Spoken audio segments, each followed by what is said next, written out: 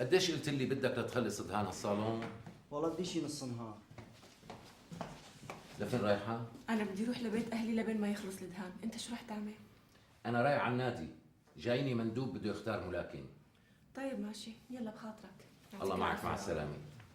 يعطيك العافية.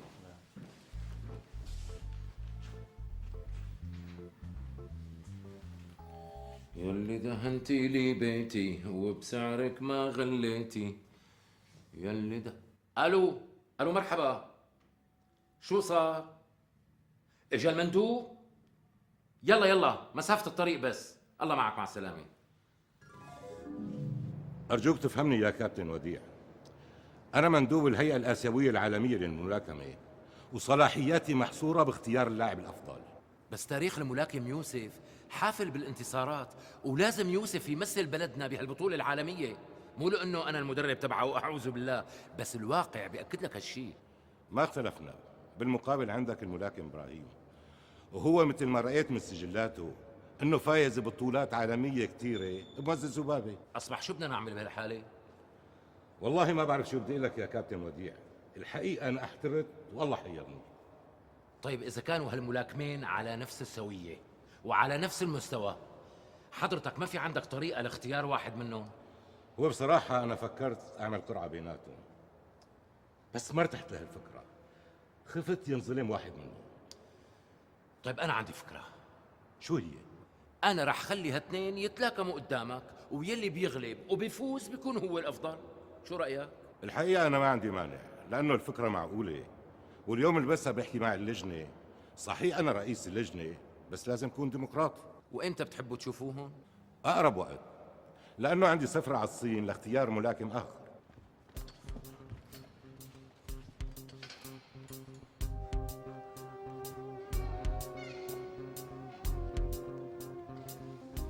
لا تفتح له صدرك، لا تفتحه منوب.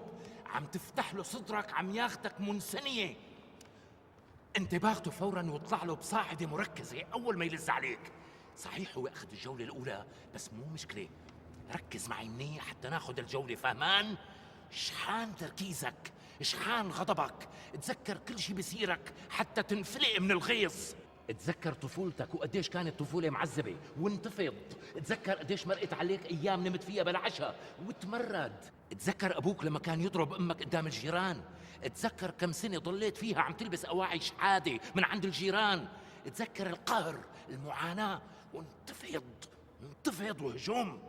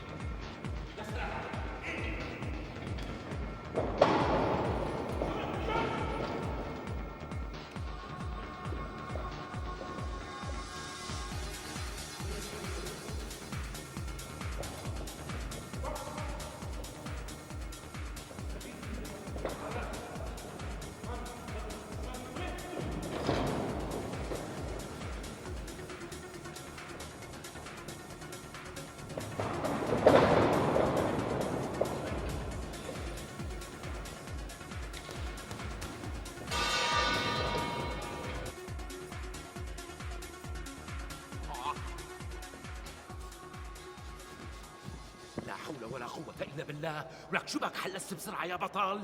شو بك؟ هي فرصتك الوحيدة. لك شو بك نايم؟ حاول تتذكر قديش عانيت انت واهلك من الفقر والحرمان. اتذكر لما فصلوا ابوك من الوظيفه، ولما اخوك قصير دعسته سياره ابن مسؤول على طريق المطار. اتذكر لما بيتكم انسرق مرتين، وتذكر ابن اللواء لما ضربك قدام خطيبتك بالشارع. اتذكر المستشفى اللي فتت عليها حتى تاخذ ابره كزاز، طلعت بعدها ومعك ريقان. اتذكر السرقات، اتذكر الرشوة، الفساد، اتذكر المآسي والبلاوي اللي عايشينها، وتطلع على خصمك وتخيل انه هو السبب بكل هالمشاكل. يلا يا بطل، يلا يا حبيبي، يلا يا أبطاي.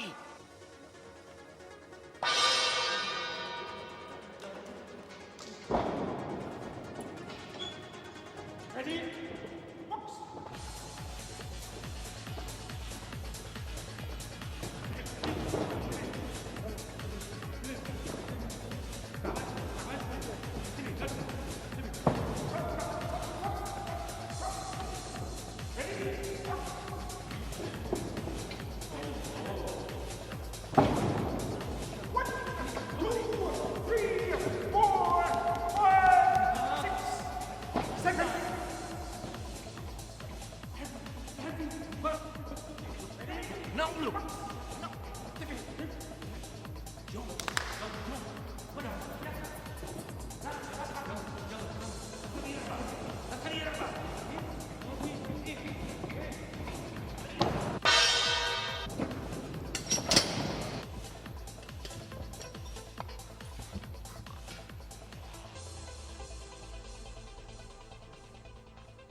لك شبك انت، شبك؟ شو قصتك؟ ليش هيك عم تنوص وتحلس بسرعة؟ اتذكر الكبت والقهر يلي انت عايشه، اتذكر كيف الامريكان عم يحاربونا، شحال غضبك. اتذكر المجازر بفلسطين، لك اتذكر الحرب على العراق وانتفض. اتذكر الانقسام العربي، الاقتصاد المتدهور، الفقر المدقع للمواطن العربي. حس بالكلام يلي عم قلك اياه، وتخيل خصمك هو عدوك يلي عم يحاربك مشان يغتصب أرضك. تخيل خصمك الواقف هنيك شارون اليهودي اللي بده يقتلك ويذلك ويشردك ويسرق أموالك إذا كان صفيان منا شيء. قوم يا بطل، يا بطل، نهض، انتفض وهجوم، دمر عدوك. يلا حبيبي، يلا.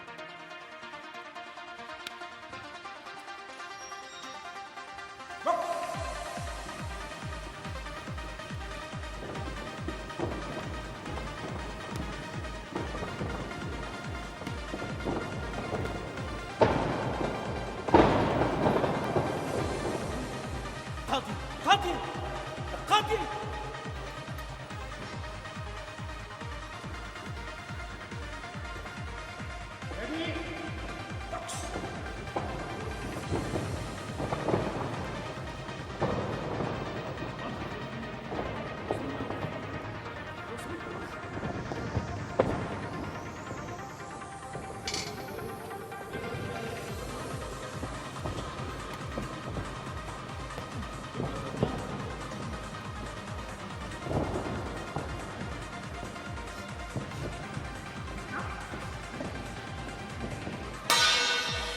العمى شلون بدنا نحمسه هاد؟ طيب وينك يا بطل؟ اسمعني منيح وفتح اذانك. تخيل خصمك انه هو اللي استعار قميصك الفيرزاتشي ورجع لك اياه مفشي ومبقع. هو اللي ضرب لك السوفت وير تبع موبايلك. هو اللي سرق سيديات الاوديو منك تبع نانسي عجرم وروبي. هو اللي احط لك دهان سيارتك الجديده بالمفتاح. هو اللي سرق قائمه الويب سايت المفضله عندك. تخيل انه خصمك هو صاحبتك يلي وعدتك وما اجيت. هو الشاب يلي تحداك بالكاونتر سترايك وغلبك قدام الشله. هو رفيقك اللي بيحط لك من الجل تبعك على الطالعه والنازله. هو اللي بعت لك رساله SMS غزليه لصاحبتك. قوم، قوم يا بطل، يلا فز، قوم ورجينا همتك نشوف. يلا يلا يا وحش، يلا يا بطل، يلا.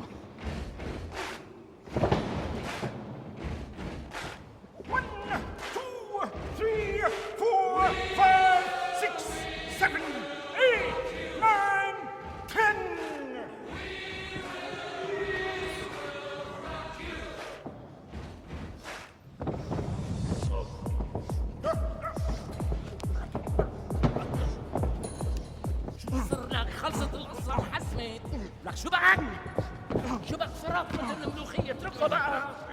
ما بتسمعوا كلام المدربين؟ لو قلت لك سلال لا تفتح له، يخرب بيته شو بو هجم عليك مثل التول هاي. لك قوم لعلك شو بك؟ شو صار لك؟ لك انت فزت. مبروك مبروك. مرحبا ابو فايز. اهلا وسهلين ست اعتماد، يا هلا بيكي، شرف ارتاحي. تسلم، الله يعطيك العافيه. الله يعافيكي يا رب. شو المفاجأة الحلوة هي؟ تسلم يا رب، هذا من لطفك. الله يسلمك. شو بتحبي تشربي؟ سخن ولا بارد ولا فاتر؟ لا دخيل عينك، مستعجله. دائما هيك انت بتضلي مستعجلة. شو بدنا نساوي؟ الشغل ما بيرحم. ايه ابو فايز، قاصدتك بخدمه وبتمنى انك تقضي لي اياها. مريني امر ولو. باختصار، في عندي 1000 قطعه ايطاليه وبدي مرقهم على الحدود. أحذية مو هيك؟ ايه احذيه، بس شو احذيه؟ ما شاف السوق مثلها، كلها موديلات حديثه ومنقايه على الصينيه. ولو بدك تعلميني على حالك، انت طول عمرك مزوقة ست اعتماد. تسلم. المهم، ولاد الحلال دلوني على اخو مرتك ابو راشد وقالوا لي مالك غير هالزلمه هو اللي بمرق لك البضاعه على الحدود. صحيح، ما كذبوا خبر اللي دلوكي، لأنه بالفعل أبو راشد صاير معلم تمريق البضايع وأستاذ باللعب والاحتيال على القوانين الاقتصادية. حلو، هذا عز الطلب. بقى شو رايك نروح بمعيتك لعنده مشان تعرفني عليه؟ على عيني وراسي، تفضلي.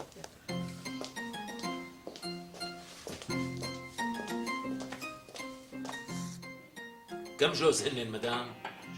يعني كتار شوي، بدك تقول شي 1000 جوز. 1000 جوز؟ هي بسيطة. قال الجزار ما بيخوفوا كتر الغنم ولا يهمك. يعني بتقدر تمرق لي اياهم على الحدود؟ ليش لا؟ بمرق أبوهم كمان. مثل ما قال لك صهري ابو فايز، بمرق ابوهم وجدهم اذا بدك. يمكن انت لسه ما سمعتي عني مدام، مو هيك؟ ما سمعتي منوب. يعني سمعت طراطيش حكي. اذا هيك معك حق تستغربي، لانه المثل بيقول لك يلي ما بيعرفك بيجهلك. شوفي مدام، انا صار لي 20 سنه عم اشتغل على خط بيروت، وبهال20 سنه يمكن زائق نص بيروت على الشام. بزماني نفذت 20 ريسيفر دفعه واحده، لانه اول ما طلعت موضه الدشات كان الطلب على الريسيفرات اتولي. ومره يمكن تتذكرها انت، مره دحوجت بفرش السياره اكثر من 100 ابره دش سي باند وكيو باند. ومن كم يوم مرقت 500 جهاز كاشف رقم وانا عم بضحك وبلعب. بها مدام لا تهكلي هم، اعتبري احذيتك صاروا عندك هون بالشام. ايه سيدي، قديش بدك على هالشغله؟ هو قبل ما نحكي بالاجره بدك تعملي حسابك انه التسليم بعد شهر. وليش بعد شهر؟ شو حتزقهم صباط ولا صباط انت الثاني؟ لا يا ابو فايز، معقوله؟ ولو مو انا اللي بشتغل هالشغله. صدقني رح انقل لك اياهم على دفعتين، بس ورغم هالشي بدي مهله شهر. اذا كان هيك خلص مو مشكله. قديش بدك على هالعمليه؟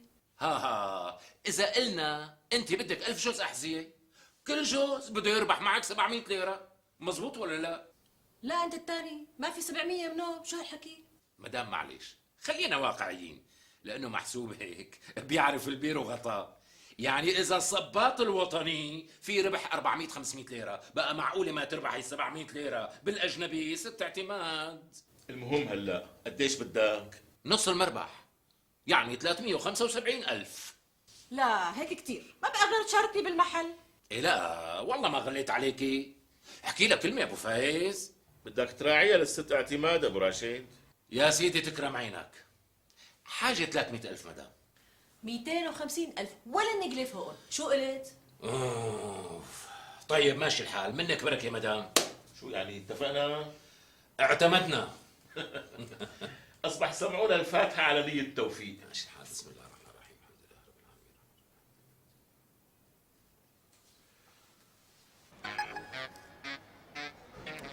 العالمين. وقف لي السيارة لشوف.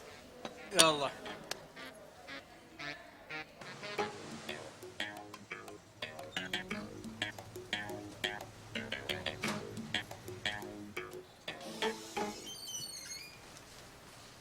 يعطيكم العافيه يا شباب. أهلين أبو راشد، شو في معك اليوم؟ شو بده يكون يعني؟ كم غرض مو محرزين. شو هالكم غرض بقى؟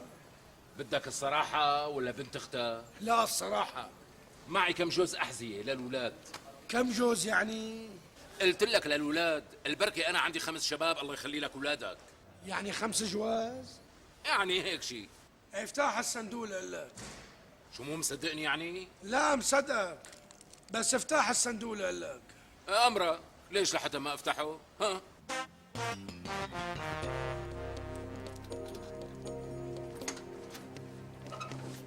العمى شو ها؟ يخرب بيت قلبك على هالنقلة. احذية للولاد. ليش كم ولد عندك 100؟ لا 5.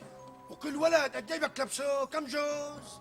يعني كل ولد 100 جوز، جمعا يكون 500. لك شو جاي تتمسخر علينا انت؟ العمى يضربك. اولادك ريبوز ما لبسوا 100 صباط كل واحد. بعدين شو الوقح هي؟ حدا بيحمل هيك كمية بصندوق السيارة على عينك يا تاجر؟ قلت لحالي بجوز ما تحكوا عليهم لانهم من القطر اللبناني الشقيق، خصوصا هلا بعد ما صار في تحرير السلع بيننا وبين الاشقاء اللبنانيين. صحيح، بس هذا بينطبق على البضاعة اللبنانية مو على المستورد. بعدين هي الصوابيط كلها إيطالية. لا وانت ساده لبنانيه، بس مكتوب عليها ميد ان ايطالي. معك فواتير فيها؟ لا والله ما معي. أصبح البضاعة مصادرة. إبراهيم نعم. يرضى عليك صادر لي البضاعة كلياتها. ما بصير هيك، ما بصير يا شباب، طولوا بالكم شو الحكي، والله مو حلوه. مو حلوه. وينك ابو راشد؟ ترى نحن فينا نخدمك ها. شلون؟ يعني فينا نمرق لك نص الكمية ونصادر النص الثاني. بس بس شو؟ يعني بسلامة عرفك. لا لا لا لا حبيبي لا، انا ما بشتغل هالشغلات. اذا بتحبوا تمرقوا شيء لوجه الله تعالى مرقوا، ما حبيتوا تمرقوا خذوا راحتكم وصادروا، طبقوا القانون عمي. ايه؟ اصطفل صف على اليمين لك.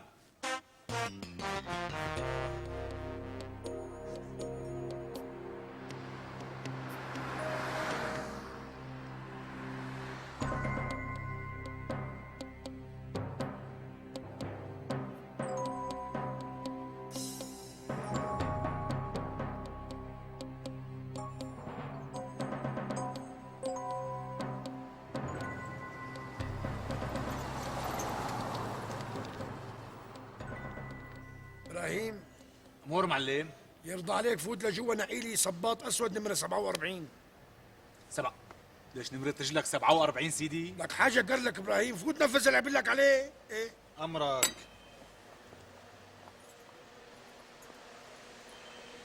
يعطيك العافية. الله يعافيك. شوفي معاه. ما في شيء. الله معكم.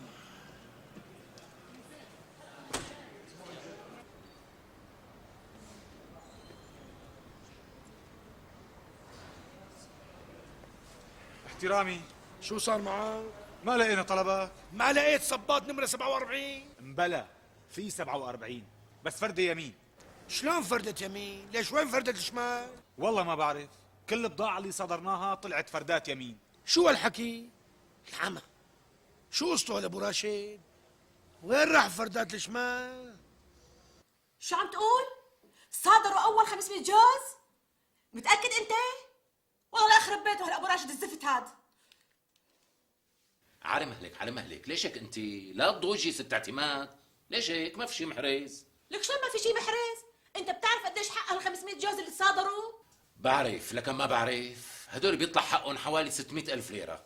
فرحان بحالك يعني. هلا ليه ابو راشد؟ صحيح كمشت معك البضاعة؟ إيه ما في بالعادة سوت وشنا قدام المدام. يا سيدي طلعت البضاعة ممنوعة، قاموا صادروها. ابو فايز اسمع ابن حماك حيجنني ها؟ هذا حكي عاقلين هاد؟ لا ست اعتماد لا، هي ما بريدة منك، لا تغلطي. قال ما اغلط، قال ايه بدي اغلط و60 اغلط. وينك ابو راشد؟ هي البضاعة اللي صادرت انت المسؤول عنها وبدك تدفع حقها، وانا مالي علاقة فيها منوب لا من قريب ولا من بعيد، فهمت؟ ولا يهمك مدام، ولا يهمك، ان شاء الله ما بتكوني الا رضيانة. بس كمان نحن متفقين انه مالك حكي معي قبل شهر زمان، مزبوط ولا مو مزبوط؟ هيك كان الاتفاق. ما فهمت عليك، والمعنى؟ المعنى بدك تنتظري ليخلص الشهر. يعطيك العافية ابو فايز. اهلين وسهلين الله يعافيكي. اهلين ست اعتماد. مريني شو بتحبي تشربيه؟ سخن ولا بارد؟ ما بدي اتزهر مشي، اتركني بهمي. خير شبيك؟ خير؟ منين بده يجي الخير؟ ليش هاللي بيشوف وش ابن حماك ابو راشد بيشوف الخير؟ لا حول ولا قوة الا بالله. والله انا خجلان منك يا ست اعتماد. ما بعرف شو بدي اقول لك. لا تقول شي، شو بدك تقول يعني؟ ليش في اخبار جديدة عن البضاعة؟ اليوم رح تنباع بالمزاد العلني. لا لا لا لا على الخبرية. وشو ناوية تعملي؟ ليخلص الشهر وبنشوف، ولكل حادث حديث. اذا ما بخلي ابو راشد يمشي مثل المجانين ويرقص على رجل وحده ما بكون اسمي اعتماد.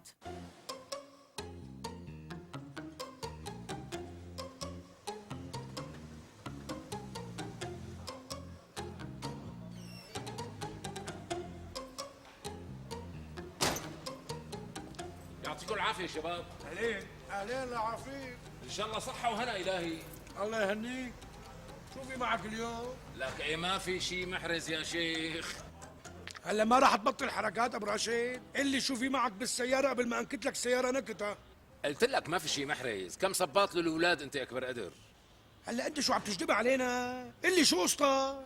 انا قصه ما فهمت عليك، شو بتقصد؟ اول شيء قل لي كم جوز معك؟ بدك الصراحه ولا بنت عمها؟ لا الصراحه. معي 500 جوز. وفردات يمين ولا شمال؟ شو قصدك؟ لانه البضاعه اللي صادرناها اول مره كلها طلعت فردات يمين. شو هالحكي؟ البضاعة اللي صدرتوها مني طلعت كلها فردات يمين؟ هلا افتح الصندوق بلا جدبه، عامل حالك ما عندك خبر؟ حاضر بنفتحه، شو هالشغلة؟ تفضلوا اخي.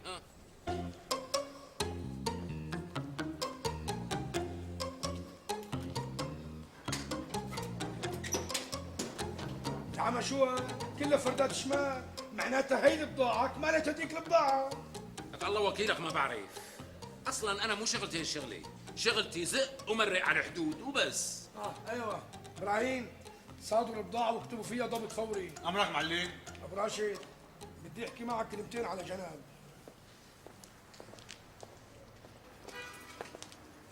احكي لي ليش هيك عم تعمل؟ اكيد في إلنا بالموضوع. ابو راشد احكي وبيضل الحكي بيناتنا. شو بدي احكي يا سيدنا؟ ابو راشد انا خابزك وعاجنك، مو انت اللي بتسلم هيك بضاعه بهالسهوله، احكي بدون لف ودوران. الله وكيلك ما في شيء. طيب بدك الصراحة ولا بنت عمها؟ لا الصراحه. هلا الدفعة الماضية يلي تصادرت وين راحت؟ على الاداره. وشو بيصير فيها بعدين؟ تنزل على المزاد. عال كتير. ولما بتنطرح على المزاد مين له مصلحة يشتريها؟ ما حدا، لانه كلها فردات يمين، يعني خرطه وستوك. حلو هالحكي.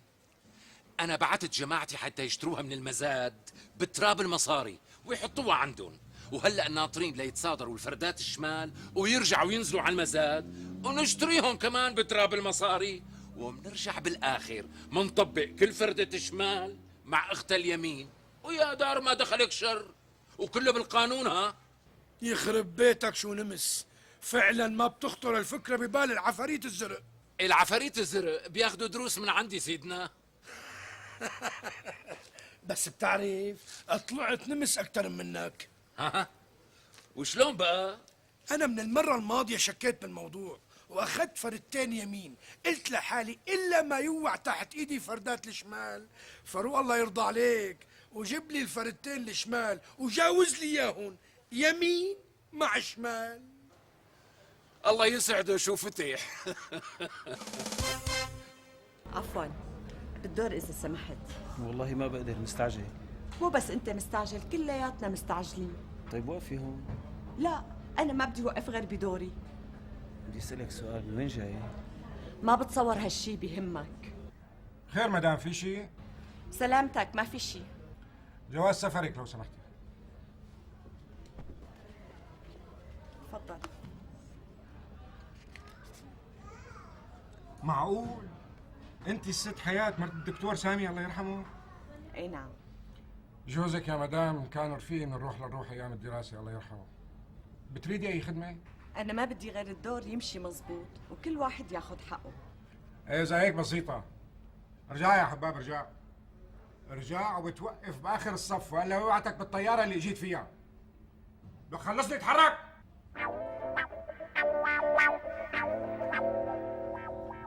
جاي لحالك مدام؟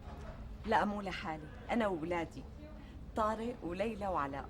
ما شاء الله صاروا شباب، الله يخلي لك اياهم. شكرا. وكم يوم رح تقعدوا هون؟ رجعنا على البلد على طول. معقول؟ هتتركوا المانيا وتيجوا تعيشوا هون؟ هاي وصية المرحوم زوجي، ما بده أولاده يعيشوا برا حتى ما يخسروا وطنهم. هيك كان طول عمره، الله يرحمه. أماني مدام، إذا بتريدي أي خدمة أنا جاهز. شكرا، ما بدي غير سلامتك. مع السلامة يا مدام، موفق.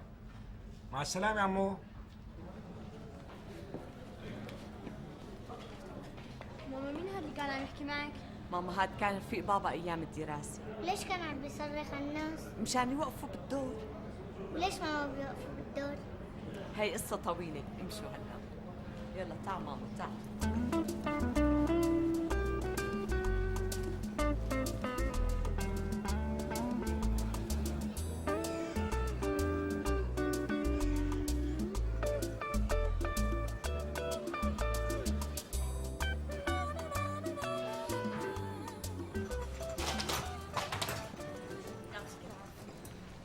معك شي عملة أدوات كهربائية ممنوعات؟ لا ما معي. منين جاي حضرتك؟ من ألمانيا. هلا معقول تكوني جاي من ألمانيا وما جايبة معك شي؟ قلت لك ما معي شيء. طيب افتحي لي الشنطة لو سمحتي. هي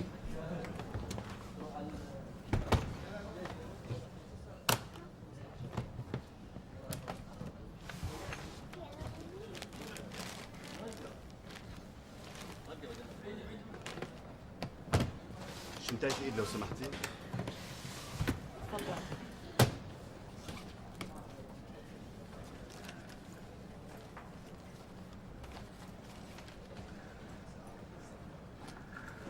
ضبي شنطتك وتيسري الله معك. يلا ماما.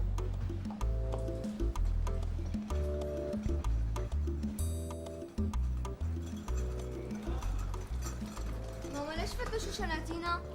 خافوا يكون فيهم شيء. بس انتي قلتي له انك ما معك شيء. مزبوط. لكن ليش ما صدقوكي؟ شو بيعرفني ماما؟ امشوا امشوا امشوا تفضل.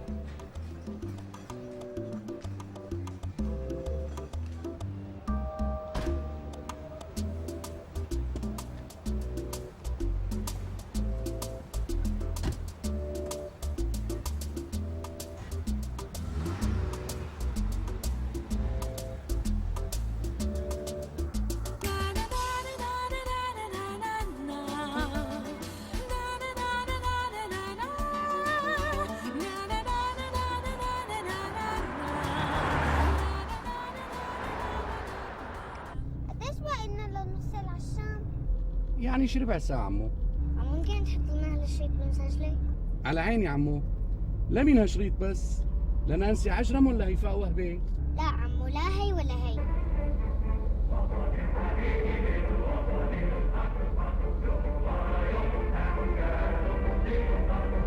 معقول يكون معكم هالشريط؟ صار لي زمان ما سمعت هالنشيد. مين جاب لكم هالشريط هاد؟ بابا الله يرحمه كان يسمعنا اياه كل يوم، وانا حافظته كله، وانا كمان. وانا كمان. طيب سمعوني اياها بصوتكم لشوف. يلا ماما غنوها انتم. 1 2 3. وطني حبيبي وطني الأكبر، يوم عني يوم عماله بالكبر. وطني وطني.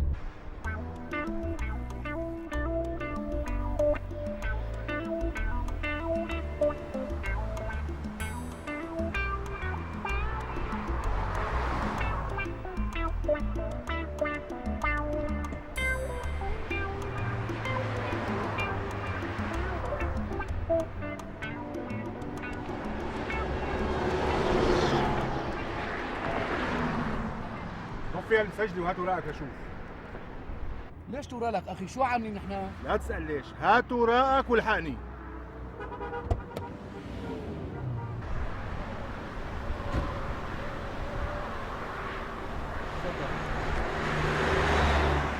يا اخونا يا سيد اعمل معروف بدنا نمشي. خليكي بالسيارة مدام ولا تتدخلي. شلون ما اتدخل؟ انت عم تضيع لنا وقتنا. ايه طولي بالك علينا شوي. ماما امتى بدنا نوصل على الشام؟ يا اخ اعمل معروف خلينا نتيسر. مدام عم اقول لك استني، ليش بصلتك محروقة؟ هلا انتوا هيك بتستقبلوا اللي صار له 10 سنين غايب عن بلده؟ شو بتريدينا يعني نستقبلك؟ بالطبل والزمن؟ انا ما عم اقول لك استقبلني بالطبل والزمن. وها هي من شانك رح تتم مخالفة سرعة، عجبك هيك؟ ايه بس الشوفير ما كان مسرع. لا ستي، كان مسرع. شو انت بتعرفي اكثر مننا؟ هيك عمو.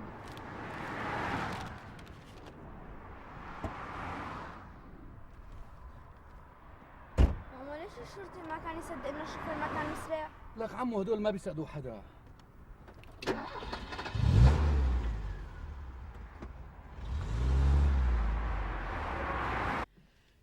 شو هالحكي يا ابو حسن؟ معقول اسكن انا واولادي ببيت اجره وبيتنا فيه مستاجر؟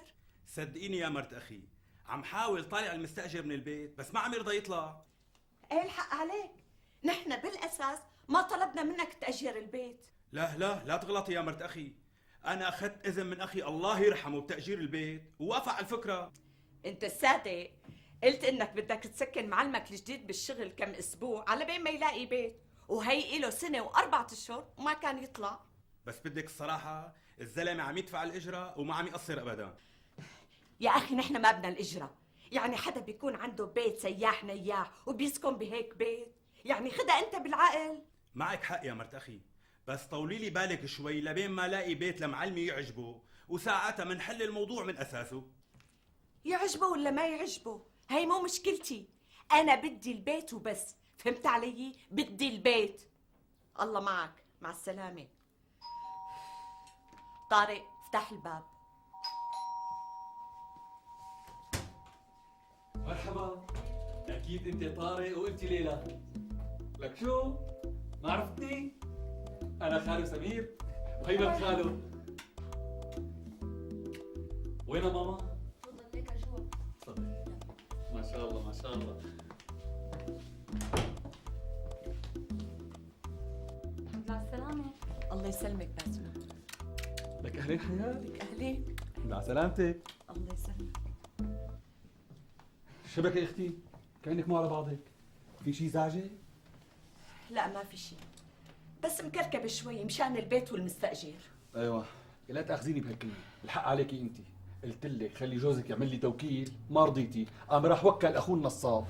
هلا انا ما بيهمني مين وكل مين، المهم اني احصل على حقي وبس. ما شاء الله اولادك صاروا شباب يا ام طارق. شايفه؟ الايام عم تركض ركض وبدون ما نحس فيها. كيفك ولا ازعار؟ ماما شو يعني ازعار؟ ماما هي كلمة ما لها معنى. يلا ماما حبيباتي روحوا العبوا بأوضتكم. سمير الله يرضى عليك، لا بقى تحكي معهم هيك حكي. ليش شو حكيتهم؟ ما حكيتهم شي، كلمة عادية. صدقيني بكره رح يتعلموا افظع منا ب100 مرة. حياة أنا سمعت إنك رح تعيشي هون أنت والأولاد، صحيح هالكلام؟ ايه صحيح. وشلون رح تعيشوا؟ جوزي الله يرحمه ترك لنا شوية مصاري، وأنا ناوية أفتح مكتب ترجمة. يعني مالك ناوية تتزوجي؟ لا أعوذ بالله، ما في شي من هذا بنوب. إيه بس لساتك صبية يا أم طارق، ما بيجوز تظلمي حالك. أولادي بحاجة إلي، ومو معقول أتجوز وأتركهم. كل الحق عليكي لك اختي، صدقيني لو كنت بمحلك بعمري ما كنت رجعت لهالبلاد. ليش شبه البلاد؟ ما بها شي. إيه شو بها يعني؟ ليش من شو بتشكي؟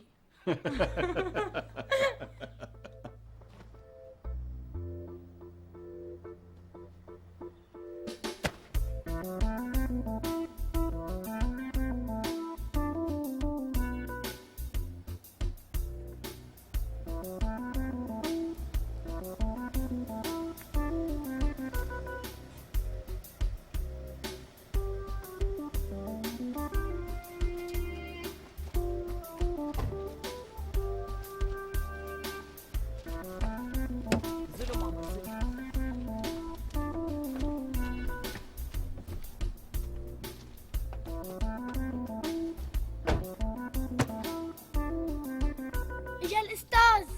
لك عفريت عم تهرب انت، يا انا بورجيك.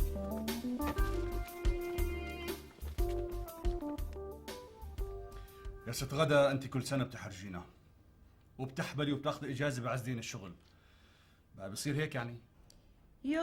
شو بدي اساوي لك استاذ يعني؟ ليش الشغله بايدي؟ يعني مو حاجتك 4 اولاد؟ اي والله حاجتك، هدول 4 اولاد يعني بياكلوا الاخضر واليابس. والله مزبوط يا استاذ سعيد، بس شو بدي اعمل؟ حماتي وجوزي بيحبوا الاولاد كثير. يعني ما فيك تاجلي اجازتك شي اسبوعين لبين ما نخلص الشغل اللي بين ايدينا؟ اعوذ بالله، اسبوعين؟ شو بدك يعني اولد هون بالصف؟ لا دخيلك، لا تولدي هون، اللي فينا بكفينا، وهي موافقه على الاجازه.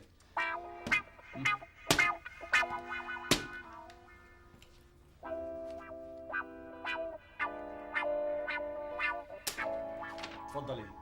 يسلموا ايديك استاذ سعيد. السنة الجاية لا تحبلي مدام، من هلا عم خبرك عنا شغل كثير. مرحبا. اهلا وسهلا مدام. إذا ممكن بدي سجل أولادي عندكم هون بالمدرسة. يا على راسي. لحظة ستردي. ولك شو هذا يا ابني؟ لك مين اللي فاجئك هيك؟ ما حدا ضربه، وقع لحاله بدرس الرياضة. لحاله؟ ليش وين الأستاذ يا ابني؟ ما بعرف، عطانا الطابات وراح. راح؟ لوين راح؟ قال عنده اجتماع اليوم.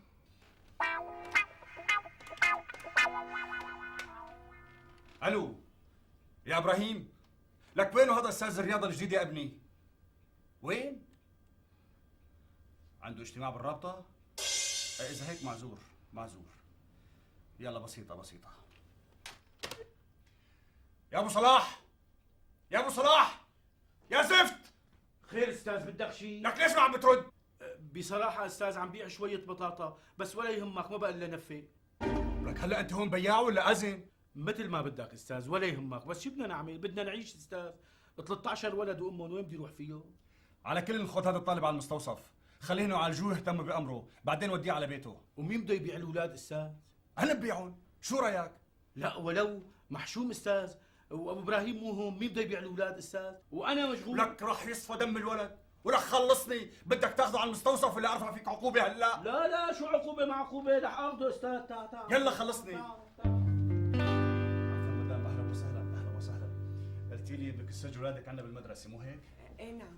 يعطيك العافيه استاذ. طمني شو صار معك؟ مسكتون؟ لا والله يا استاذ، هربوا مني. طب ما عرفت لي شو اسمائهم؟ طبعا استاذ، واحد اسمه هاني ابو رهف والثاني اسمه رهيف المصطفى. اللي عموا ما اوقعهم؟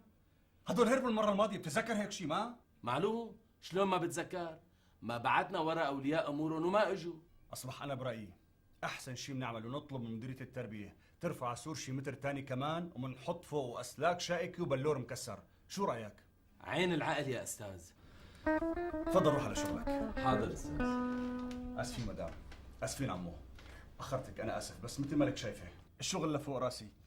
انا والله بدي اترك الاداره من زمان، ما بدي اياها بنوب، بس مدير التربيه مصر ومعند، قال مين بده يضبطها من بعدي لهالمدرسه. المهم قلتي لي بدك تسجل اولادك هون بالمدرسه مو هيك؟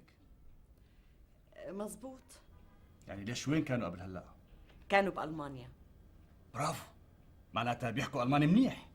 أولادي مو بس بيعرفوا ألماني، وبيعرفوا عربي بشكل ممتاز وحافظين شعر. عظيم ما شاء الله. بأنو صف كانوا؟ ليلى بالرابع وطارق بالسادس، ومعي وثائقهم كاملة.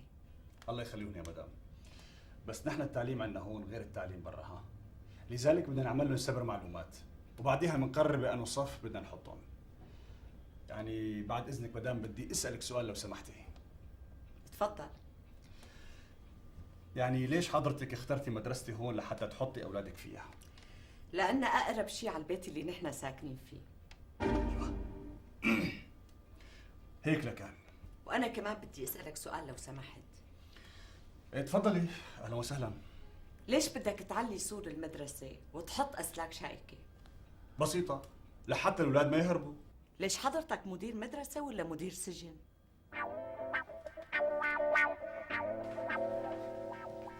ماما تسمحي لنا نشوف تلفزيون؟ ليش صار الوقت؟ ايه صار ماما. ايه بس الله يرضى عليكم، ها بتشوفوا ساعة واحدة بس وبعدين بتفوتوا بتناموا. ماما بس رفيق اللي جديد قال بيسهر التلفزيون مع اهله الساعة 12 بالليل. وفيتي هيك آيات كمان؟ ماما نحن ما دخلنا فيهم. البابا شو كان يقول؟ كان يقول الساعة 9 لازم الولاد يناموا. ولهالسبب لازم الساعة 9 تناموا. حاضر ماما. فعدوانهم لا يزال يواصل اجتياحاته واعتقالاته للفلسطينيين التي طالت منهم أخيرا أكثر من 20 من مدينة غزة، في حين لا تزال مروحيات الاحتلال تمشط ماما نحن العرب مو أكثر من اليهود؟ بحثا عن مزيد بلا من ماما، نحن أكثر بكثير. طب ليش ساكتين لكان؟ خايفين منهم يعني؟ لا ماما، نحن ما بنخاف من حدا. طب لكان ليش ما نساعد الفلسطينيين؟ أكيد رح نساعدهم ماما. امتى؟ ماما، انتوا ليش ما بتتفرجوا على افلام كرتون؟ تفرجوا حبيباتي، ايه تفرجوا على الكرتون.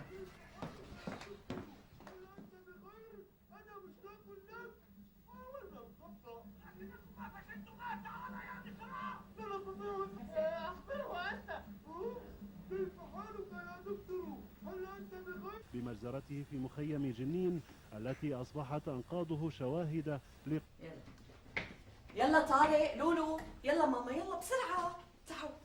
اليوم أول يوم إلكم بالمدرسة، بدي إياكم تكونوا شاطرين وحبابين، إيه؟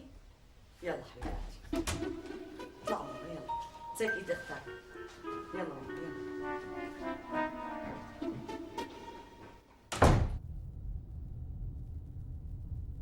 كما هدمت قوات الاحتلال 7 منازل فوق رؤوس أصحابها من النساء والأطفال، واعتقلت 11 شاباً، وقامت بتجريف أشجار الزيتون والحمضيات.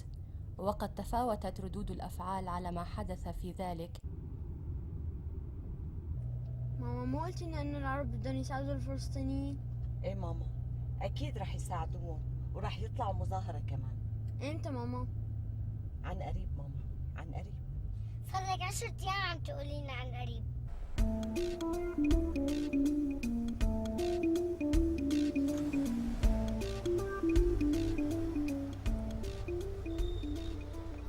طريق مقطوع يا مدام. ليش شو في؟ في مظاهرة. مشان فلسطين؟ لا، مشان المباراة تبع امبارح. ليش شبهها مباراة امبارح؟ إيه معقول ما دريتي؟ لا والله ما دريت. ليش شو صار؟ الحكم طلع ابن حرام وعطى فريق الصمود ضربة جزاء ظلما وعدوانا. طرد لاعبنا عنا كمان. شو هالحكي؟ ما له حق. قام فريقنا خسر بسببه. مو بس خسر، إيه طلع برات الكأس. بسيطة، خيرها بغيرها. شو بسيطة يا مدام؟ الكأس راح من ايدنا وتبهدلنا. هذا الحكم بده شنق. العمى شو انه ما عنده لا وجدان ولا ضمير. معقول نطلع من المولد بلا حمص؟ ايه والله طلعنا بلا حمص يا مدام. وين الضمير يا حكم؟ لك وين الذمة يا حكم؟ وين الوجدان يا حكم؟ خسرنا كثير يا حكم، ما إلنا شيء يا حكم، مو حستقيل يا حكم، هذا أستر لك يا حكم، يلعن أبوك يا حكم، خلي ربوك يا حكم، يلعن أبوك يا حكم، خلي ربوك يا حكم.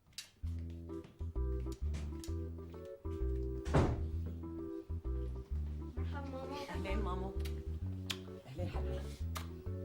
ماما جوعانين كثير. يلا ماما، غسلوا ايديكم وغيروا ثيابكم وتعوا على الغداء. يلا. وين علاء؟ هلا بيجي ماما. شو هذا الشريط اللي بايدك؟ عرفتني يا رفيقتي شيرين. اسمعي ماما أحلى.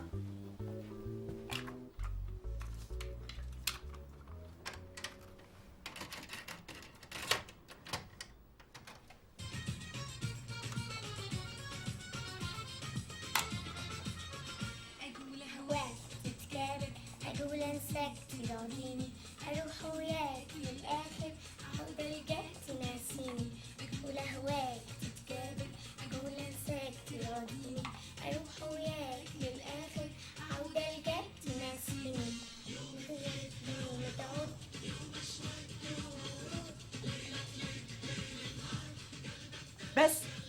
بس انت وياه شو هاد؟ ماما ليش سألتي؟ لكن لا تحافظين على الغايب. روحوا هلا غيروا ثيابكم وغسلوا وتعوا بسرعة.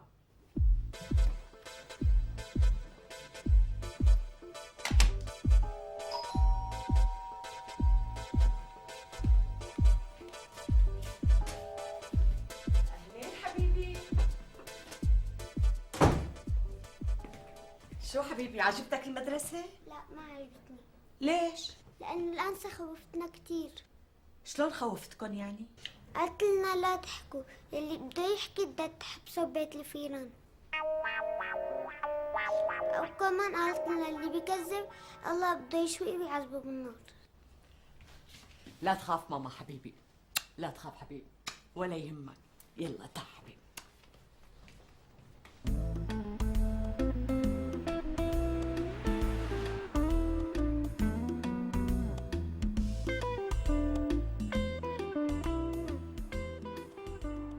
عمو ممكن تحط لنا شريط؟ يا على عيني.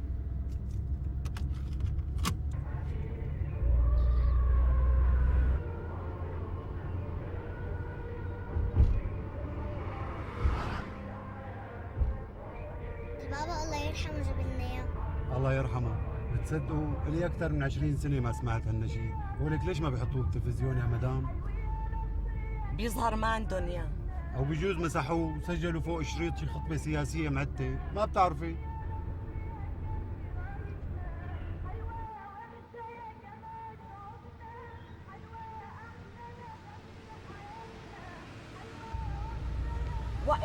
وقف هون لو سمحت.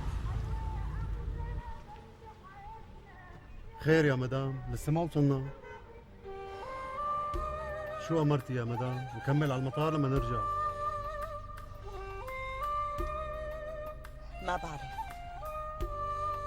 ما بعرف شو بدي جاوب.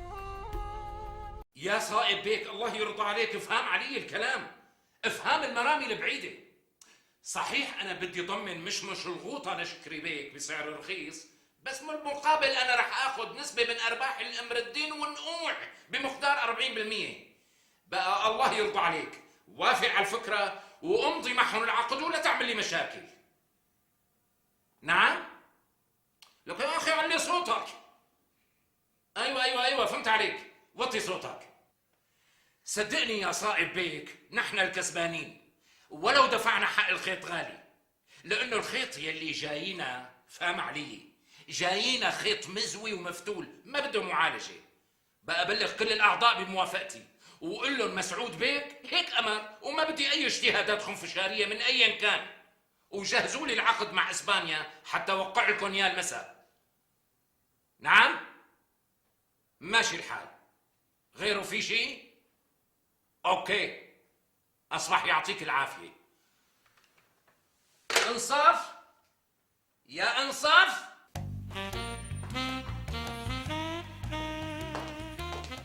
أمر ابن عمي. ما يأمر عليك ظالم. مين في عندك يا ترى؟ هدول جاراتي مرام وفريال جايين يتعرفوا علي ويباركوا لي من جوازتي منك.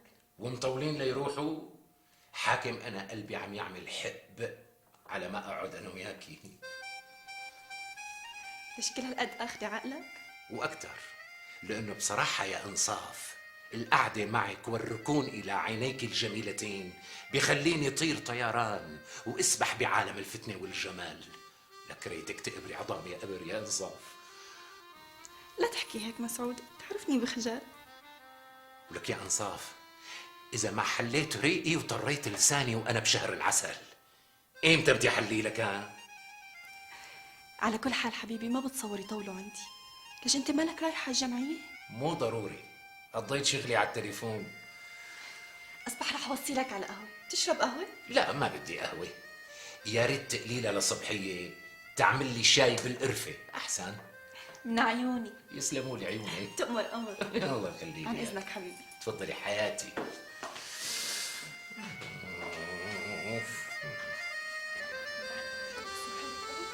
طالع كلها بس لا تقولي لها طالعة شوفي شو لابسة، شو عاملة بحالها.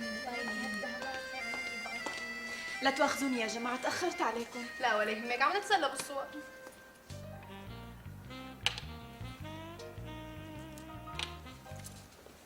ايه وان شاء الله عجبوكم. بيطيروا العقل، وخصوصي صور فرنسا اللي اخذت يوم الكوت دازور والشانزليزيه. شفتي ما احلاهم؟ طيب بدي اسالك انصاف ولا تواخذيني اذا كان سؤالي محرج اليك. ولا يهمك حبيبتي، اسألي على كيفك. قديش حاطط لك مسعود بيك متاخر مهرك؟ 800 ذهبة. ويا ترى كاتب لك من املاك وشي باسمك؟ ايه طبعا، كاتب لي بيتين باسمي، واحد بالقنوات والثاني بسوق ساروجة. بس بيتين؟ ايه والله قليل. يعني بلا منقود مسعود بيك عنده املاك ما بتاكلها النيران ولا بتقرمطها الفيران. صحيح، ولهالسبب مطوب لي ارض بالغزلانية ومزرعة بجسرين. الله يجعل يومي قبل يومه يا حق. الزلمة مستتني ومخنمني، ولو طلبت منه لبن العصفور بيخلق لي يا خلقة. شو بدي احسن من هيك؟ يا مين تراها عم يقول لي ميلي علي ميلي، ريتك تسلمي لي. ايه طيب بدي افهمه شغله واحده بس. شو هي هالشغله بقى؟ ايه يعني ليش كل هالطاير عقله فيكي؟ ايه طيب اذا من ناحيه الجمال صحيح انت حلوه، ايه بس في احلى منك بكتير. مزبوط، بس هيك حظي وهيك نصيبي. طيب هو شو حابب فيكي بالضبط؟ اسمعوا هالحكي. ايش شايفتيني قدامك كتعه ولا عرجه؟ لا سلامتك، مو هاد قصدي، بس لانه عمري مثل عمرك ما عم اقدر اعرف شغله وحده بس. ليش الخطابين ما عم يقربوا علي؟ لا وما عم اسمع الا هالدرويشه اخذت المليونير وهالفقيره اخذت الملياردير، وانا قاعده عم بتطلع بعيوني وعم بتحسر بقلبي. نصيب يا فريال، كله بيرجع للنصيب. ما بتآمني انت بالنصيب؟ بآمن، بس وينه؟ ايه طولي بالك الا ما يجي. والنصيب دائما بيطب على الإنسان على غفلة، هيك بدون موعد وبدون مقدمات. ايه الله يسمع من تمك ويبعت لي مثل ما بعت لك. ايه بس ما قلتي لي مسعود بيك شو بيحب؟ يعني واحد بعمره وبمركزه كرئيس لجمعية تجار الملاكين، يعني بكون ذوقه صعب ولا شلون؟ يقبر قلبي، لا صعب ولا شيء. مسعود روح قلبه الشكل الحسن والكلمة الرقيقة والصوت الحلو. يعني بيحب يسمع مطربين؟ تمام، بس قبل كل شيء بيحب يسمع صوتي، ودايما بينادي لي يا شحرورتي. ليش انتي صوتك حلو؟ ما بعرف إذا حلو ولا بشع، بس على قلبه أحلى من العسل، ويمكن أحلى من صوت أم كلثوم كمان. وشلون تعرفتي عليه؟ مثل ما قلت لك، مسعود عنده ضيعة بالغزلانية، وأبي كان يخدم عنده مرابع بستان، ومدري شلون مرة من المرات سمعني وأنا عم غني وبدون ما انتبه قام طلب من أبي إني أقعد قدامه وغني، وبالفعل هذا يلي صار. وبمجرد ما شافني وسمع صوتي وقعت بقلبه، وهيك صار النصيب. وعطى أبوكي مصاري؟ إيه طبعا، وليش لحتى ما يعطيه؟ بالعكس اشترى له بيت وأرض كمان. وانت بتحبيه من قلبك ولا بس لأنه خلصك من الفقر والتعتير؟ إن إجيتي للحق بحبه من جوات قلبي، لأنه شايفني ومو مصدق، والبنت شو بدها أكتر من هيك؟ الله يجعل يومي قبل يومه يا حق. ايه نيالك. ايه عقبالك. قلتي لي صوتك حلو مو هيك؟ هيك بيقولوا. ايه ولي على حظي، إيه عندي صوت بوقع الآق من على الجوزة، ورغم هالشي كل ما بغني بيقولوا لي حاجتك بقى يا صرعتي راسنا. طيب ممكن نسمع صوتك؟ ايه ليش لا؟ بس بدي اسمع صوتك انت بالأول. لا انت. والله إذا غنيتي انت بالأول حغني أنا بعد منك. ما بقدر يا مرام، صدقيني ما بقدر، صوتي مبحوح. طيب أنا رح أغني، بس بدك تغني بعد مني انت ها. ولا يهمك، يلا شجعيني انت بالأول.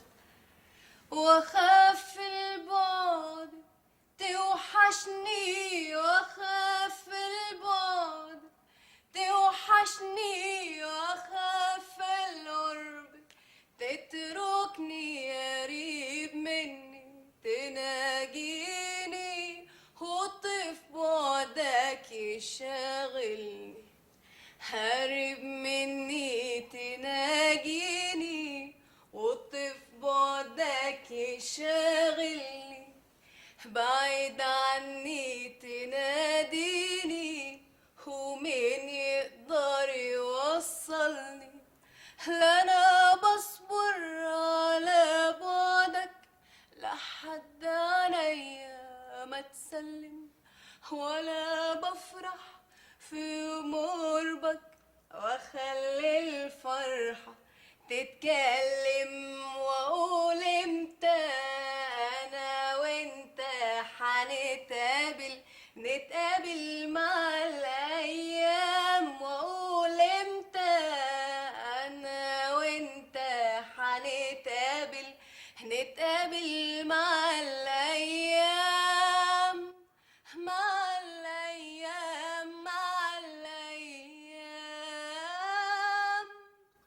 وبين بعدك وشوقي ليك، وبين قربك وخوفي عليك، دليلي احتار، دليلي احتار وحيرني. قولي شو هاد؟ صوتك حلو كتير. حاجتك بقى، لا تاكلي بعلي حلاوه ولا صدق حالي بعدين. قسما بالله صوتك حلو، وانا ما بطلع نقطه ببحري. ايه حاجتك تواضع ومسكنه انت التانية. يلا سمعينا لشوف لمين بتغني انت؟ انا بحب الاغاني الريفيه بحكم تربايتي، ومسعود بحبها مني كتير. الخلاصة سمعينا، نطفتي لي قلبي. على عيني. مدلل والله مدلل، هذا محبوبي مدلل، عاف الليل وسهر الليل، عاف الليل وسهر الليل، بس انا عيوني تذبل، مدلل مدلل عيوني شقد مدلل، شقد السهرات حلالي، كل ما اشوفك قبالي واناديك. تفضل.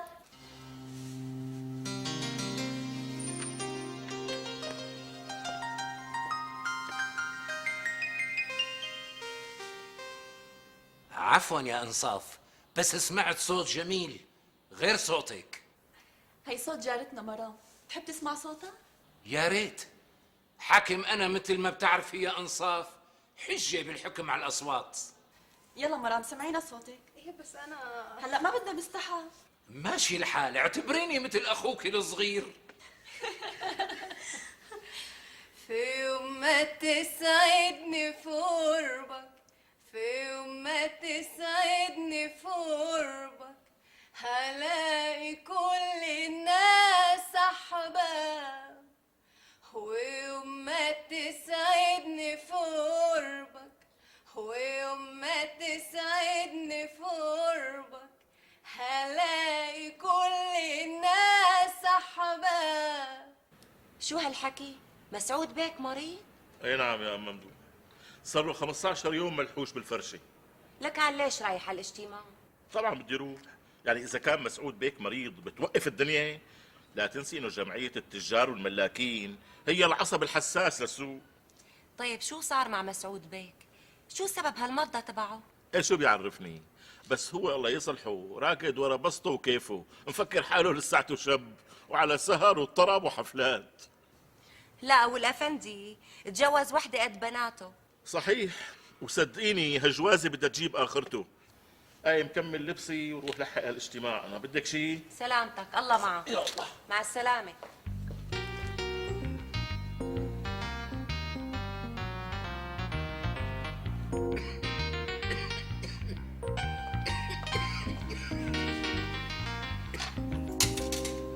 لا حول ولا قوه. تفضل حبيبي. يسلموا هديات حبيبتي. حطيتي عسل للزهورات؟ ايه حبيبي، حطيت لك معلقه عسل كبيره. لانه العسل فيه شفاء للناس. معك حق. طمني هلا شلون صرت؟ ماشي الحال، بس مو كتير. والله يا انصاف لساتني عم حس بشويه تعب. يعني بشو حاسس هلا؟ ما بعرف يا انصاف، حاسس وكأنه في بلاطة محطوطة فوق صدري، وطابق صدري تمام من هالبلاطة، وحاسس كمان كأنه سيخ حديد بظهري. كيف ما تحركت عم يوجعني ظهري يا انصاف. اضرب عليك ان شاء الله، الله يبعت الوجع لجسمي. وحاسس يا انصاف كأنه في شوكة بحلقي، وسكينة بحنجرتي، وصخرة على كتافي، ومدقة هاون فوق راسي، وشاكوشة بإذني، ومنجل بعيني. يعني الخلاصة كلي على بعضي ملخبط لخبطة ومخبص تخبيص. لا حول ولا قوة إلا بالله. إنه منين إجتك هالشغلة ما بعرف. لسه من جمعة زمان كنت عم تغني معنا مثل الحصان. أنا حصان أنت التانية؟ شبنا أنصاف، نسيتي؟ قلي هلأ، ما بدك تروح بكرة تحضر اجتماع الجمعية؟ لا ما رح أقدر. بس أنت رئيس الجمعية، يعني لازم تكون موجود بالاجتماع لحتى تعرف شو عم يحكوا. ما في مشكلة يا أنصاف، طالما أنا مو موجود الاجتماع رح يكون رفع عتب. يعني مستحيل ياخدوا قرار إذا كنت مالي موجود، لازم يشاوروني. إيه معلوم بدهم يشاوروك، لأنك كبيرهم بالقدر وبالقيمة وبالوجاهة وبكل شيء. الله يخلي لي إياك يا رب. وينك انصاف؟ قبل ما انسى، ابعتي حدا لبيت ابو ممدوح نائبي، وخليه يقول لهم انه انا مالي جاي على الاجتماع بكره. خلص ببعت له خبر. عظيم جدا. لكن الله يرضى عليكي غني لي هيك غنية رهجة، لاني بحب اسمع صوتك، برتاح عليه. لا حبيبي، هالمرة انت اللي لازم تغني مو انا. لا انصاف انا بهالحالة شلون؟ ايه طبعا بتقدر. يلا لشوف بدي اسمع. والله ما بعرف. طيب رح حاول.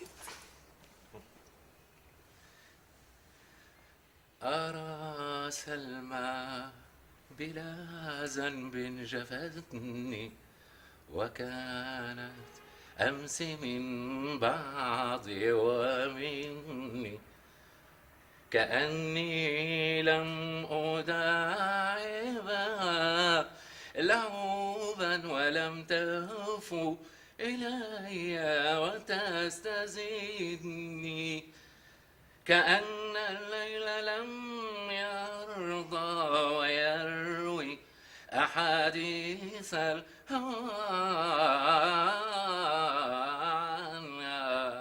وعني. انا مرضان وعم غني يعني ما صارت. قريت.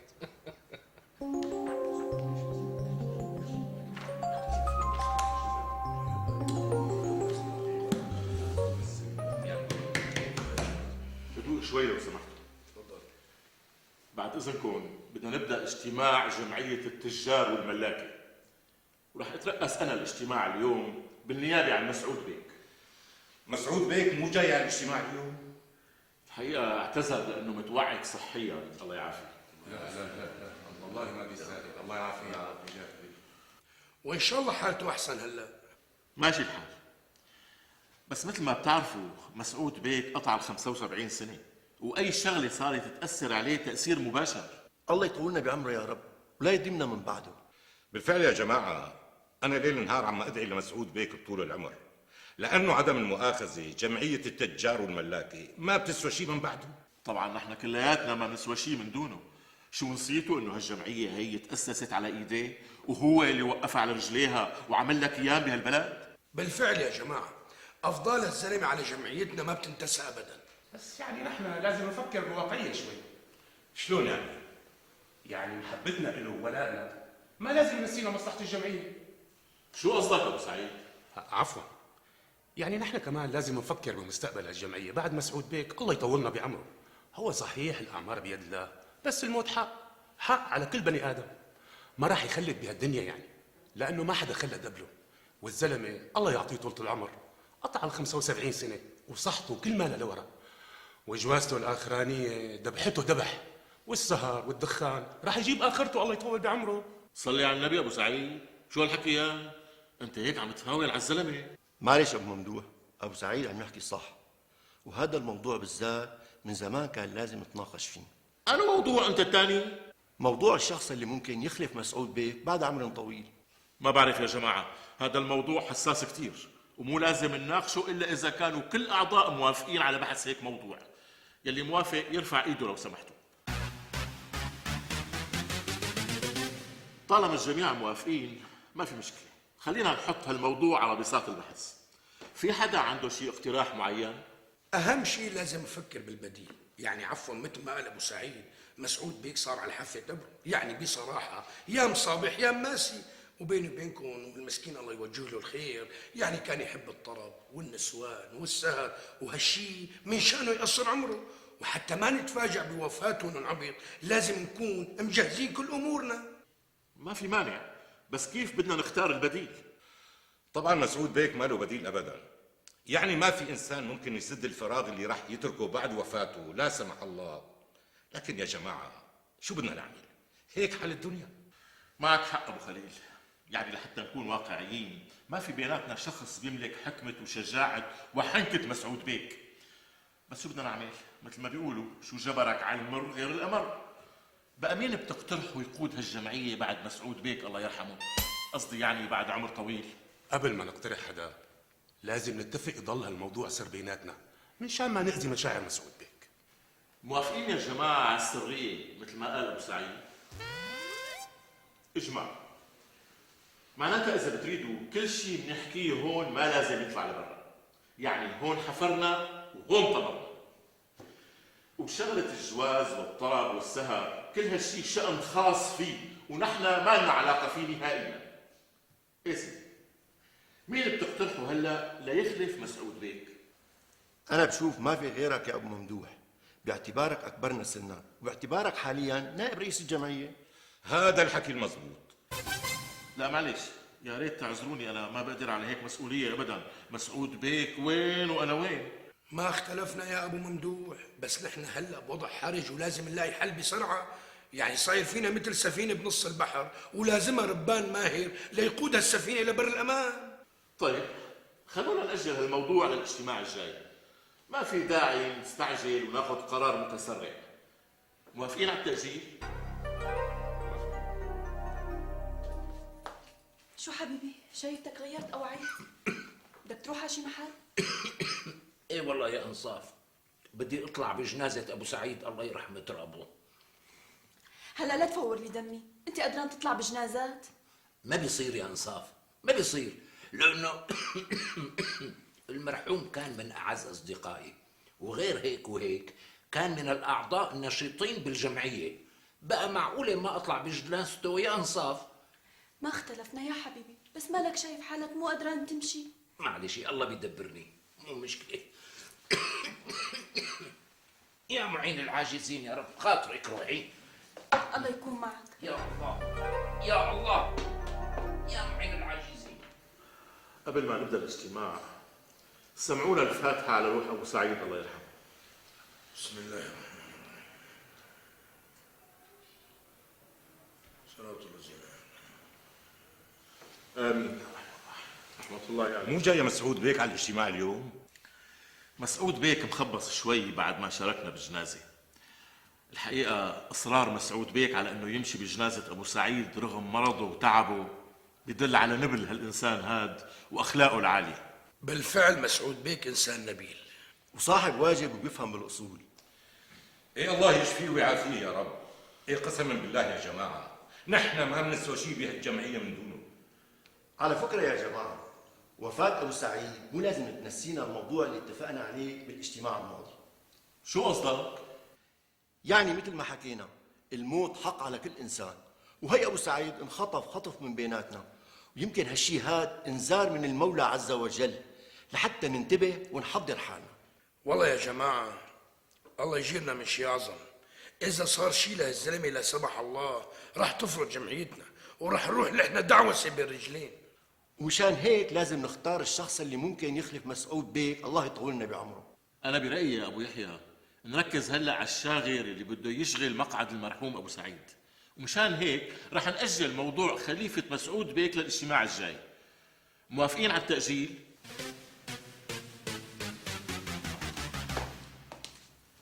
شو حبيبي؟ ما بدك تطلع بجنازة أبو يحيى؟ صدقيني يا انصاف مالي مروق اتحرك، حاسس في شي بركبي عم يطرق طرق مثل البسامير. ولي على قامتي عليك يا مسعود، أصبح خليك مرتاح بالبيت. ايه الله يرحمك يا ابو يحيى، قديش كان جاي على بالي امشي بجنازتك، بس يا خسارة مالي نصيب امشي بجنازة هالزلمة.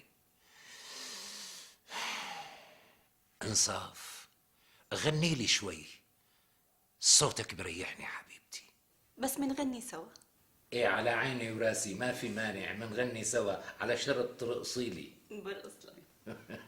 طيب غني لي شوي شوي، غني لي وخد عيني، غني لي شوي شوي، غني لي وخد عيني، غني حياة الروح يسمعها، العليل تشفي المغنى، حياة الروح تسمعها، العليل تشفي وتداوي كبد مجروح، تحتار الأطباء فيه. يا جماعة سمعونا الفاتحة على روح المرحوم أبو يحيى. بسم الله الرحمن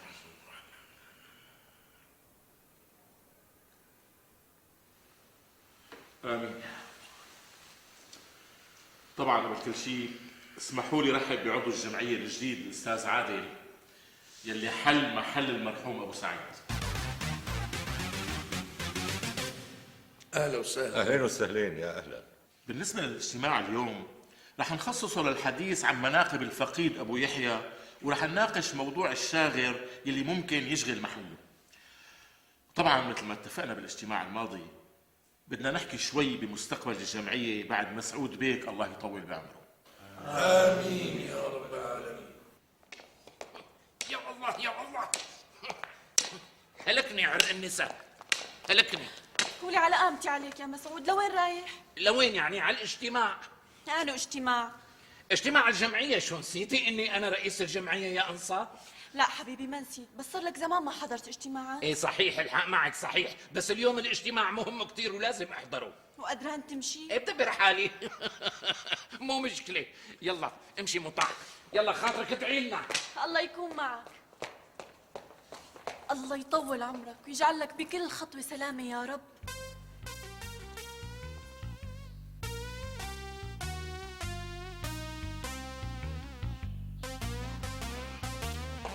الله يا الله ما في غيرك.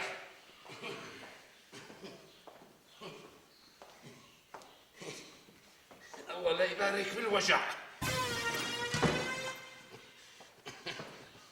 ارتاحوا ارتاحوا ارتاحوا، الله يعطيكم العافية. قبل كل شيء يا شباب خلينا نقرأ الفاتحة على روح المرحوم أبو ممدوح، الله يرحم ترابه ويتغمده برحمته. بسم الله الرحمن الرحيم، الحمد لله رب العالمين، الرحمن الرحيم، مالك يوم الدين، إياك نعبد وإياك نستعين، لا إله إلا الله، آمين. طبعا اجتماع اليوم راح نخصصه لنحكي شوي عن مناقب المرحوم أبو ممدوح الله يرحمه، وراح نناقش كمان موضوع الشاغر يلي ممكن يشغل محل المرحوم أبو ممدوح، الله يرحم ترابه ويتغمده برحمته. طبعا نحن لازم يا شباب نتجاوز حزننا على أبو ممدوح ونفكر بعقل، لأنه مستقبل الجمعية وأنا على رأسها طبعا هو الأهم، وبالنتيجة الموت حق على كل إنسان. هذا الكاس بده يشرب منه كل بني آدم، ما في مجال، ما حدا مخلد بالدنيا، هيك حال الدنيا، حدا مخلد؟ أبدا. بالمناسبة أنا داعيكم لحضور عرسي على زوجتي الجديدة جارتنا الآنسة مرام، وبحضوركم يتم سرورنا. ادخل. يعطيك العافية أستاذ. اهلين لينا، شو؟ المذيع عبد الغفور حابب يشوفكم. ايه خليه يتفضل. حاضر.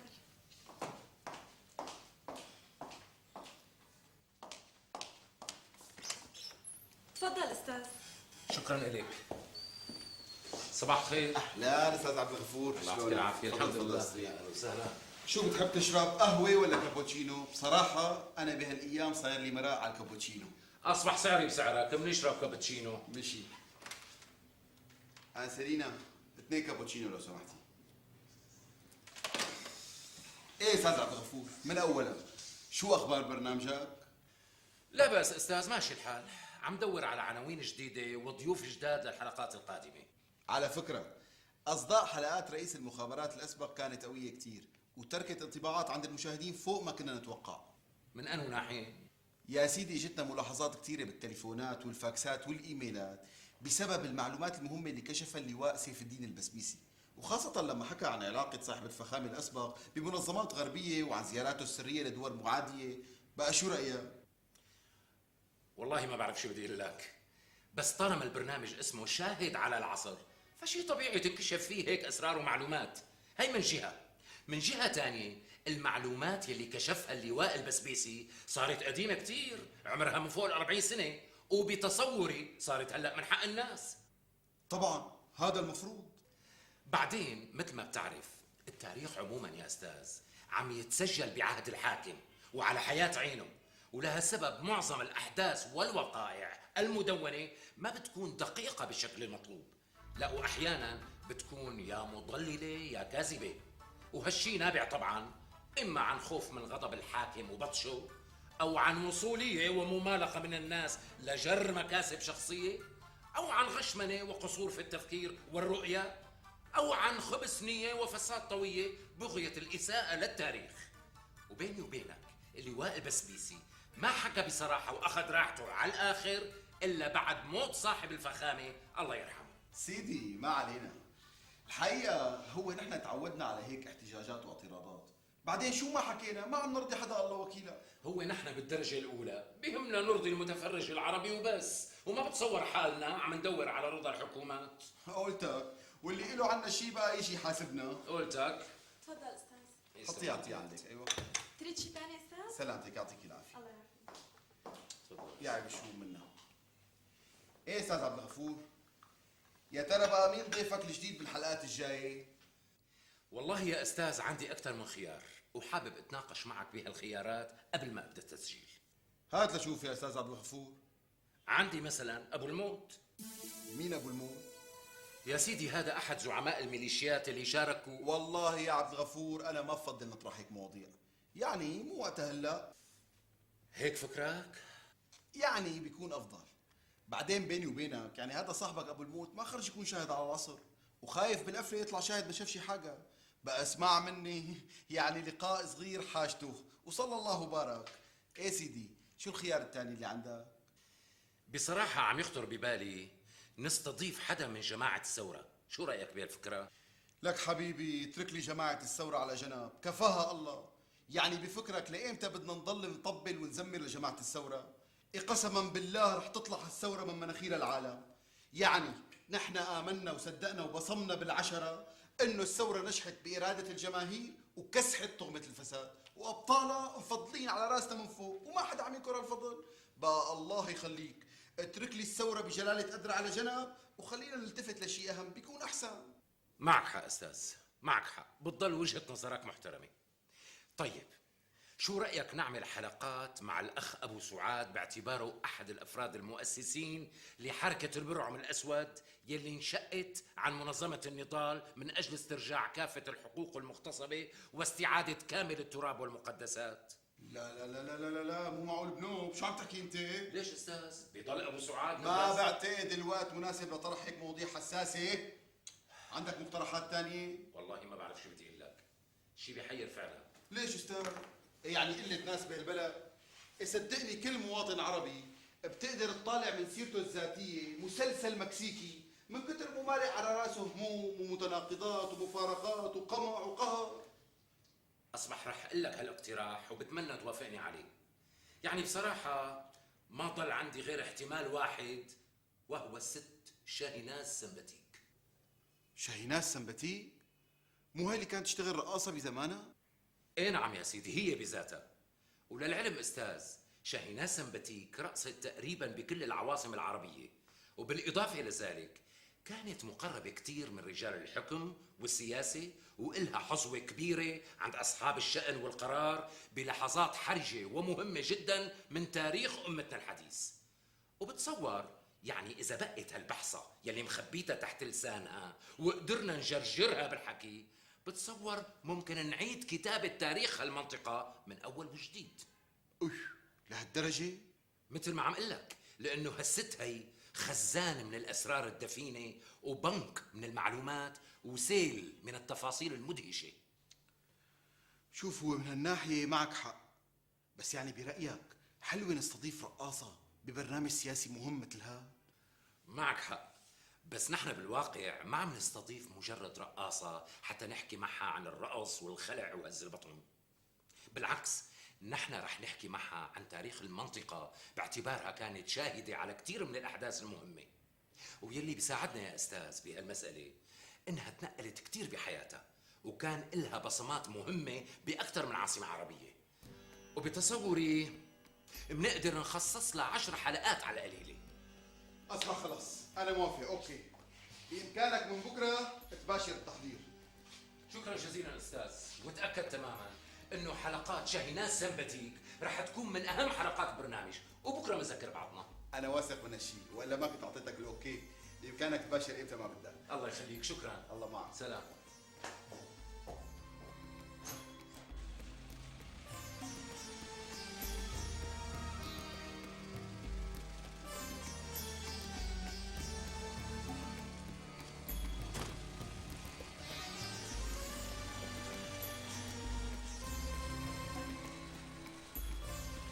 صوب كاميرا تكون الله يرضى عليك، وخذ لي كم لقطة للقصر. حاضر ماشي؟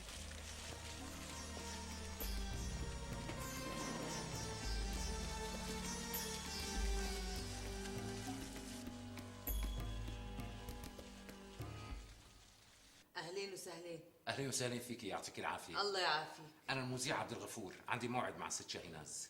تفضل، اهلا وسهلا. تفضل. شكرا. اهلين.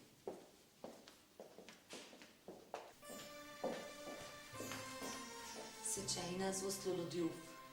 ضيفتيهم شيء؟ لسه. روحي ساوي لهم قهوه وانا نازله بعد شي 5 دقائق. حاضر.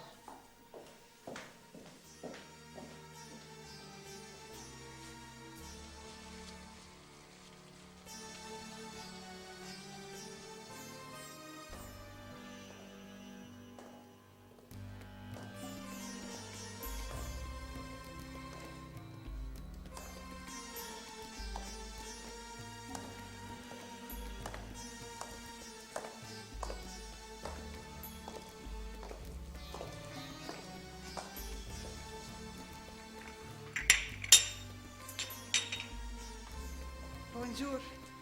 بونجور مدام.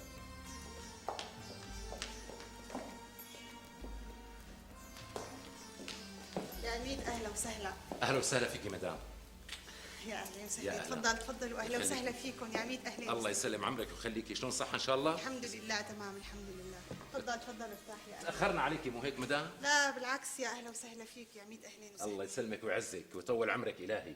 يا ستي اولا وقبل كل شيء بهنيكي على هالذوق الرائع المتجلي في كل ركن من اركان قصرك الدافئ.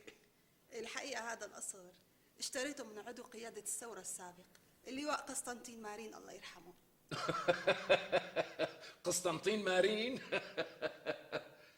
اسمه مثل الدواء انتستين بريفين.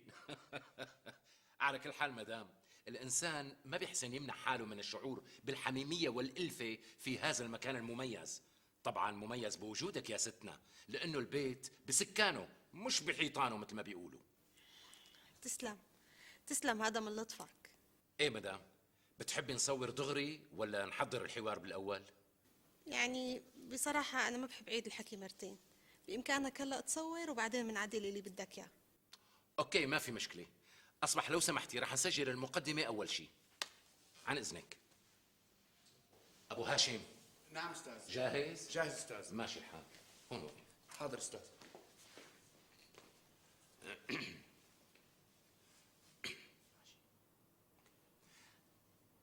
أعزائي المشاهدين، أهلا وسهلا بكم مع برنامجكم شاهد على العصر. عبد الغفور عرعور يحييكم أجمل تحية.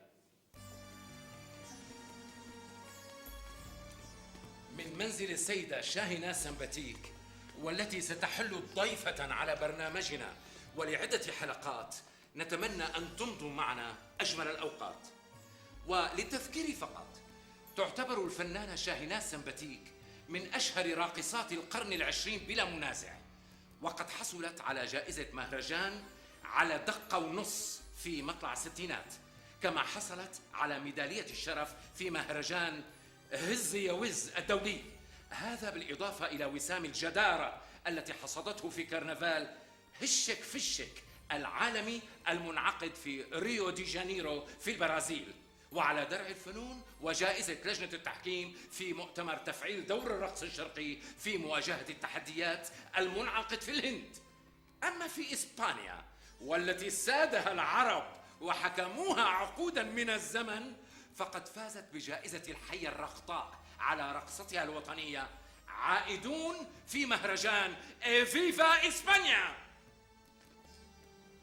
ولعل من أهم أفلامها على الإطلاق فيلم رقصني يا جدع، هز يا نواعم، وهو من تأليفها وإنتاجها ومكياجها، وفيلم رقصة عمتي، وهو من إنتاج الثقافية للفنون النسوية العربية، وفيلم الراقصة والسياسي المأخوذ عن فيلم الأمير والراقصة لمارلين مونرو ولورانس أوليفييه.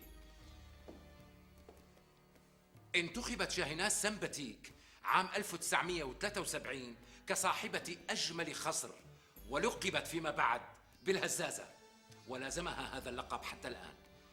افتتحت شاهناز سمباتيك بعد اعتزالها معهدا لتعليم فنون الرقص الشرقي وهز البطن والورك، وساهمت إلى حد كبير في تصدير هذا الفن إلى معظم الدول الغربية، وذلك من خلال مشاركتها بالعديد من المهرجانات العالمية رقصاً ومحاضرات وتوعية.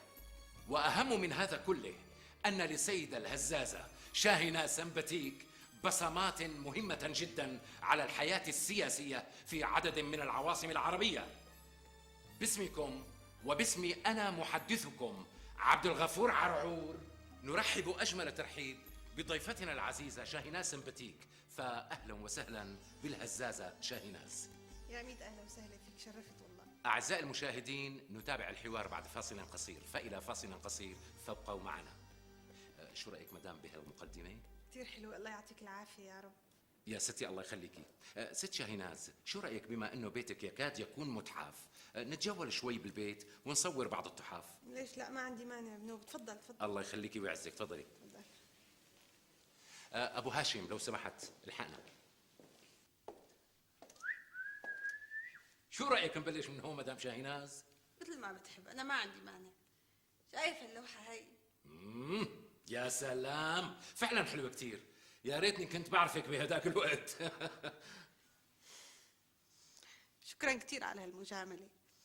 هي اللوحه رسم لي اياها مسؤول كبير بالجامعه العربيه، وعلى ما اذكر كان في اجتماع لوزراء الاقتصاد العرب باحدى الدول العربيه، يعني بدك تقول الله سنه ال79. وانا طبعا يعني كان لي الشرف اني ارقص بحفله صغيره على هامش اعمال الاجتماع، ورقصت فيها لوش الصبح. وبالصدفه كان هالمسؤول حضران الحفله، وبما انه يعني هواياته الرسم لفتت نظره ورسم لي هي اللوحه وقدم لي اياها. صدقني بدون اي مقابل، وليكو توقيعه عليها المساعد الاول لشؤون المهجرين. هو فعلا هاللوحه نادره وبتسوى تقلى ذهب، مو لانه وشك فيها هيك غجري وحلو، لا، بس يعني ما بعرف، في خيط رفيع من التشابه بينها وبين الجوكوندا. معك حق، صرت سمعاني هذا الرأي أكثر من مرة.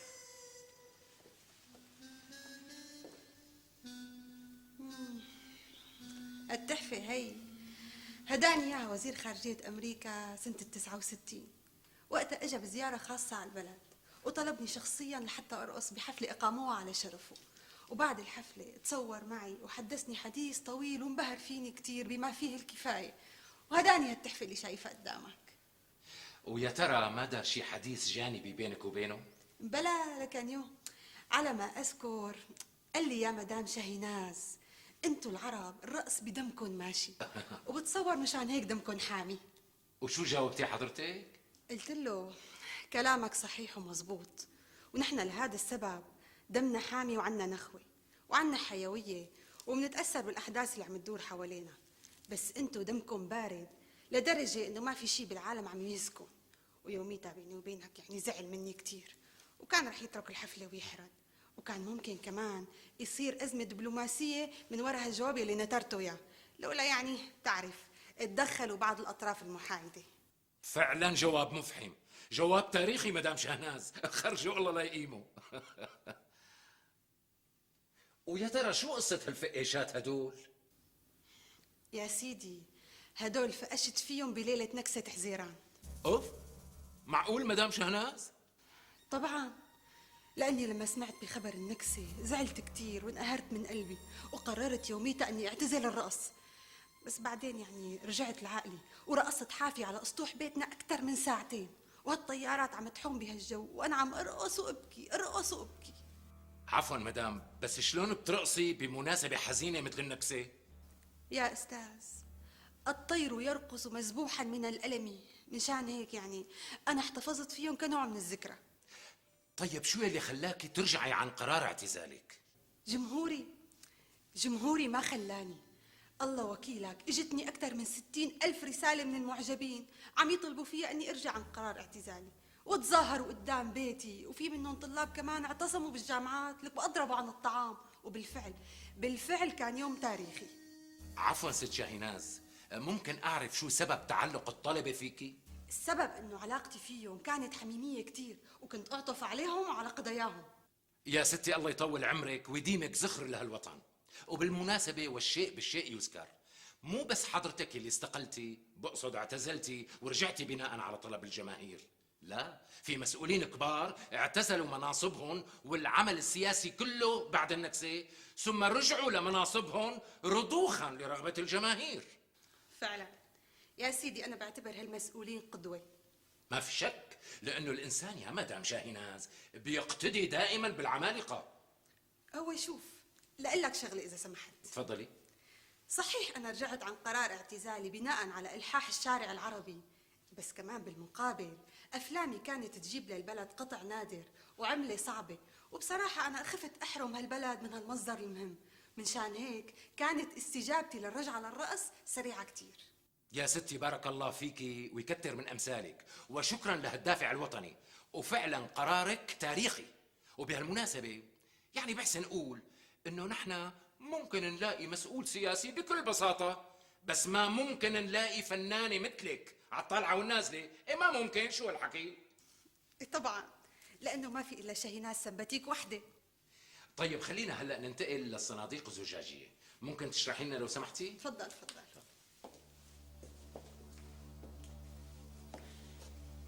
هاي البدلة رقصت فيها بعيد الثورة. حلو جدا. اللون الأخضر بيوحي بالازدهار والنماء. وهاي البدلة رقصت فيها بعيد الأرض. فعلا معبرة مدام، لون ترابي معفر. عن إذنك بس. تفضلي تفضلي. هاي البدلة رقصت فيها بتونس سنة ال 78. أيوة. كانوا عم يحتفلوا بمناسبة فوزهم على المكسيك بكأس العالم. حلو جدا. طيب مدام، شو قصة هالطبلة المفخوتة؟ وشو سبب احتفاظك فيها بمتحفك؟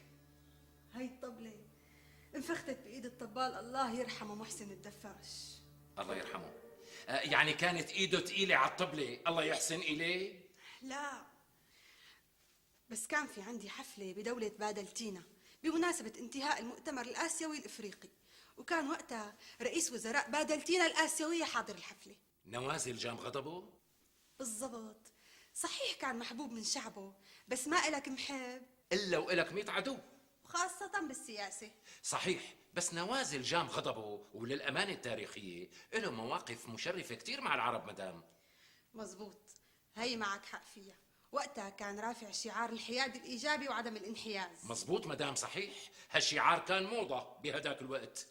المهم يا سيدي، لما فات نوزال جام غضبه، نوازل جام غضبه. نوازل جام غضبه على الصالة، حسيت انه رح يصير مشاكل بهالخليط العجيب يلي حضران حفلتي واشعر بدني.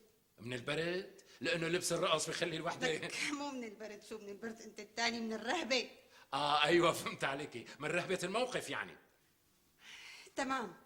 ولهالسبب اتفقت مع البلاط وقلت له. أنو بلاط؟ بعت لي أنا، قصدي مع الطبال.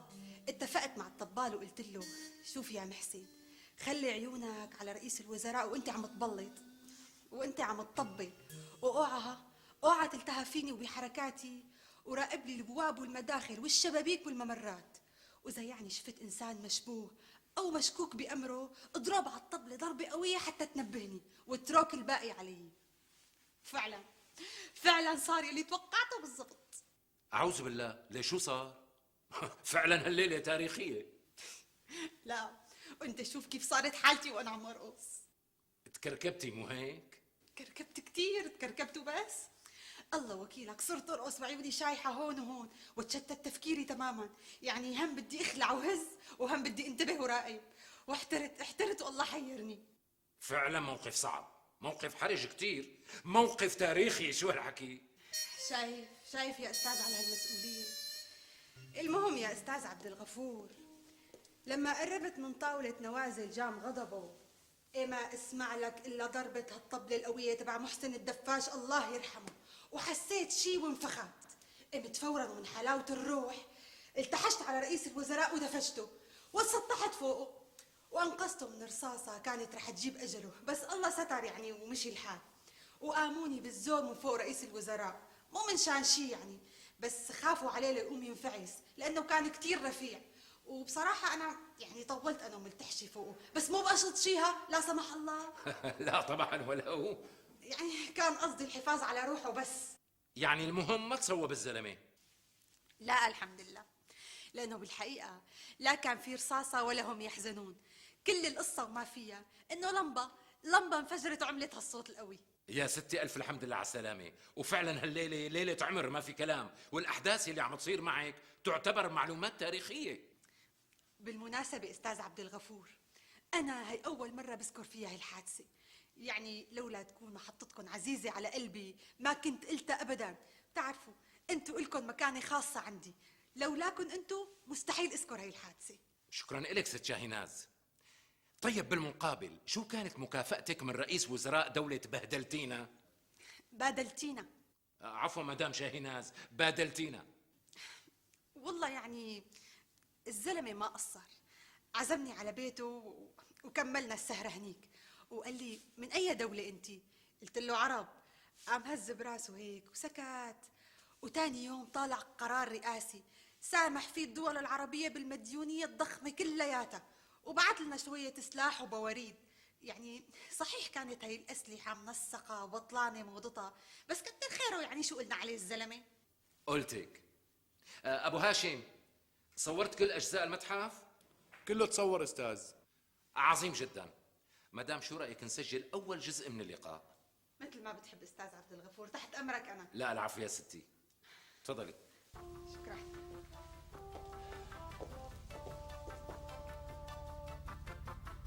خمسة 4 3 2.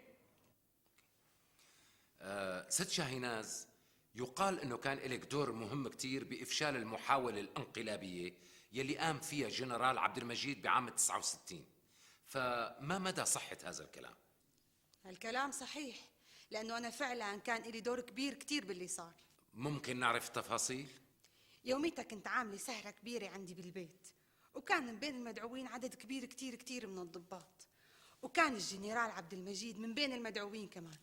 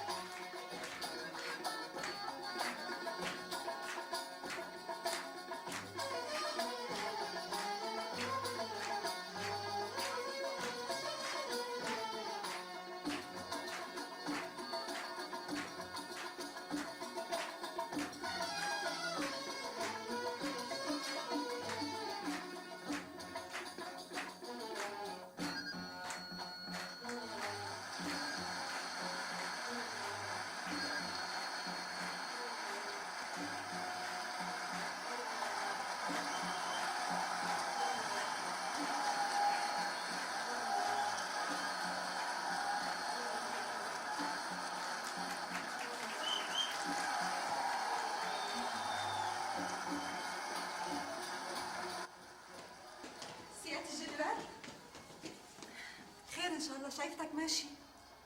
الحقيقة أنا بدي أعتذر منك لأني مضطر أمشي. لا معقولة تمشي من هلا؟ لسه الحفلة بأولها. شو بدي أعمل؟ أنا لازم نام على بكير لأنه بكرة عندي شغل مهم كتير. بس أنت دائما عندك شغل مهم، ورغم هيك بتسهر للصبح. صحيح، بس شغل بكرة غير شكل. شو يعني غير شكل؟ ليكون بدك تعمل شيء انقلاب. ليش اللي عم يساووا انقلابات بشو أحسن مني تصبحي على خير.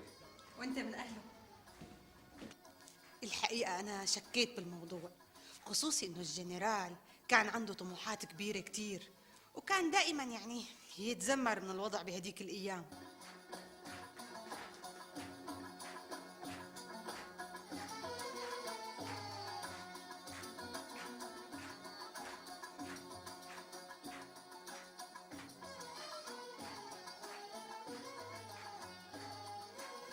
شوفها، اتعزز الشك عندي لما الميجر أديب انسحب من الحفلة بعده مباشرة.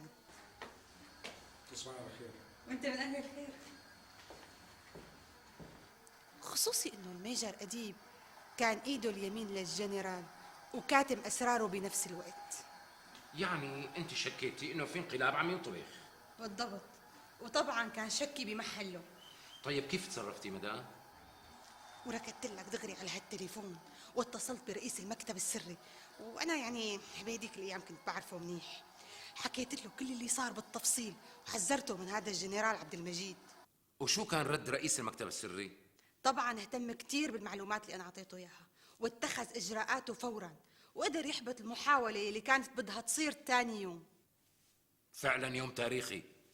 ايه بس من حظ الجنرال انه قدر يهرب على الحدود وسافر على بلجيكا وضل عايش هنيك، وبعت لي خبر من هنيك مفاده انه اذا قدر يرجع على البلد بيوم من الايام ما رح يشتفى غليله الا لحتى يعلق مشنقتي.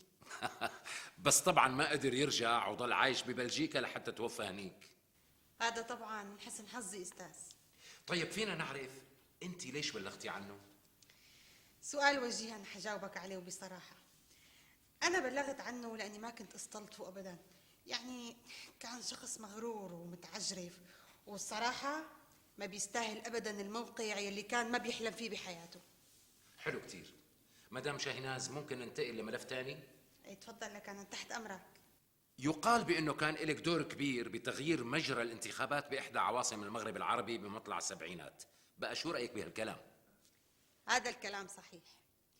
اسمعني استاذ عبد الغفور، بهديك الايام كان في 3 احزاب اساسيه عم تتنافس بالانتخابات: حزب الوسط، وحزب وسط اليمين، وحزب وسط اليسار. وكانت التوقعات انه حزب وسط اليسار هو يلي بده يكتسح الموقف. نعم، وشو يلي صار؟ اثناء تواجدي هنيك ونتيجه علاقاتي الجيده مع كوادر حزب الوسط وحزب وسط اليمين، قدرت اني اجمع رؤساء الحزبين بحفله ساهره واحده. وطبعا يعني اثناء الحفله اتخذوا قرار انهم يتحالفوا مع بعض، ونتيجه التحالف خسر حزب وسط اليسار الانتخابات خساره فادحه. طبعا شو نتيجه هالقرار؟ قرار تاريخي ما في شك. طيب انت مدام شو كانت مصلحتك من كل هالشي؟ الحقيقه يعني ما بخبي عنك، علاقتي ما كانت جيده مع حزب وسط اليسار، وكانوا يعني يهاجموني كتير بالمجله تبعهم، لدرجه يعني تصور اتهموني مره بالعماله لقوى خارجيه، وعزفوا كتير على وتر اصولي التركيه. هو الأصل تركي على ما أعتقد، مو هيك مدام؟ والله ما بعرف، الله اعلم. أصبح خلينا ننتقل لحركة 27 أيار الشهيرة. شو كان دورك بهالحركة؟ بكل بساطه بقول لك انه حركه 27 ايار طلعت من عندي انا من البيت. ممكن توضحي أكثر؟ يا سيدي، زعماء الحركه كانوا يجتمعوا عندي بالبيت، وكان كل التخطيط يتم بحضوري. وكيف كانوا يخططوا؟ كل يوم تنين وخميس كانوا يعملوا اجتماع عندي، ويضلوا سهرانين هيك بدك تقول يعني لحوالي شي الساعة 4 وش الصبح. وهي المسكينة فضة البنت اللي شفتوها عندي كانت تضل سهرانة على تقديم هالمشاريب طول الليل، وأحيانا كانوا يختلفوا كتير ويتخانقوا مع بعض، بس أنا وين؟ كنت دائما هدي الأمور وصالحهم مع بعضهم. طيب يا ترى كانت تتم اتصالات بين أعضاء الحركة وجهات أجنبية؟ بصراحة يعني كان في هيك شيء. ما بخفي عنك انه انا رتبت لقاء تاريخي بين زعيم الحركة والسفير الانجليزي، وكمان صار لقاء تاريخي تاني بين امين السر والقنصل الكندي. طيب برأيك ليش فشلت الحركة؟ معلوم بدها تفشل، لانه كان لازم يضموا معهم ضابط تقيل بالجيش، مع اني شوفها نصحتهم بهالشي وما حدا رد علي. وبذكر مرة رشحت لهم كولونيل مهم كتير كان عنده أفكار قريبة كتير من أفكارهم، بس كمان ما قبلوا وضلوا هيك ميبسين راسهم لحتى فشلت الحركة من أساسها. أبو هاشم ستوب إذا بتريد. يعطيك العافية مدام شاهيناز. الله يعافيك. آسفين كتير، يمكن تعبناك اليوم معنا كتير، مو هيك؟ لا ولو يا أستاذ، يا ميت أهلا وسهلا فيكم. الله يعزك. طيب شو رأيك نكمل تسجيل الأربعة الجاي مثل هالوقت؟ مثل ما بدك، أنا ما عندي مانع بنوب. أصبح يلا بدنا نستأذن نحن مدام، وشكرا لك على هالحلقات التاريخية فعلا. ولو يا أستاذ، يعني هذا واجبي بصراحة، ما أحلاني عم ببخل على هالتاريخ بهالحقائق. حلفت بالله ما بتقومي، والله ما بتقومي. بنروح بنعرف الطريق مشان مفاصلك. يلا بالإذن، الله يسلمك، الله يخليكي. يا فضة وصليهم الله يرضى عليكي.